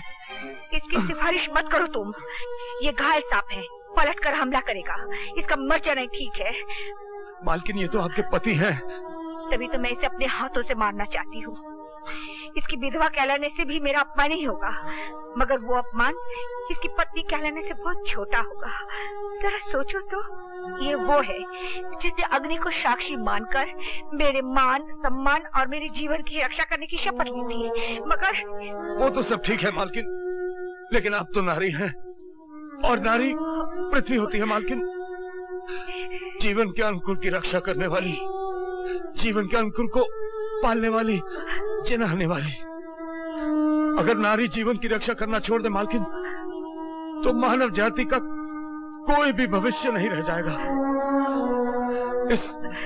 इस आदमी को जिंदा रहने दीजिए मालकिन। इसका दंड यही होगा कि ये जिए, जीवन का पल पल मौत से भी ज्यादा जहरीला हो, ज्यादा कड़वा हो। ये तो मिलन की घड़ी है मालकिन। इस क्षण के माथे पर इसके मैले खून का तिलक मत लगाइए, मत लगाइए मालकिन। रवि, हथकड़ी लगाओ। चलो। रवि, मैं डॉक्टर को बुला रहा हूँ। नहीं नहीं वकील साहब, मेरा डॉक्टर मेरे पास है। रोहन मेरा डॉक्टर है और पायल मेरी दवा। तुम दोनों एक साथ कितने अच्छे लगते हो। विद्या, गुजराल साहब के पास यशोदा मैया है, मालकिन के पास उनकी यादें, लेकिन तुम अकेली रह गई हो। जिंदगी की उलझन में मैं तुम्हें यह बता ही नहीं पाया कि मेरी आत्मा सिंदूर लिए तुम्हारी मांग ढूंढ रही है। मैं तुम्हें वचन देता हूं, तुम्हारी मांग भरने के लिए मैं फिर जन्म लूंगा। मुझे छोड़ के मत जाओ भैया। रोहन, मैं तुम्हें छोड़ के नहीं जा रहा हूं। तू तो मेरी जान है। मैं रोज सूरज के साथ ये देखने के लिए आऊंगा कि तू कैसा है।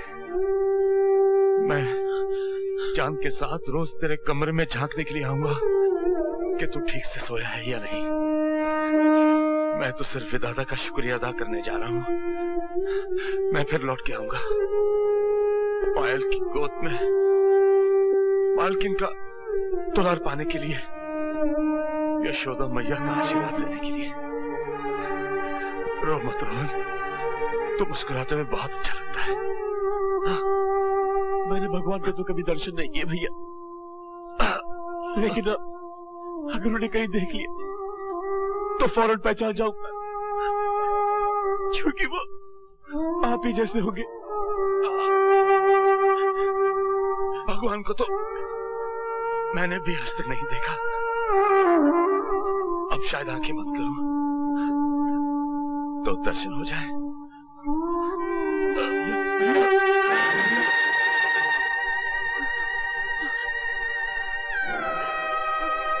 भैया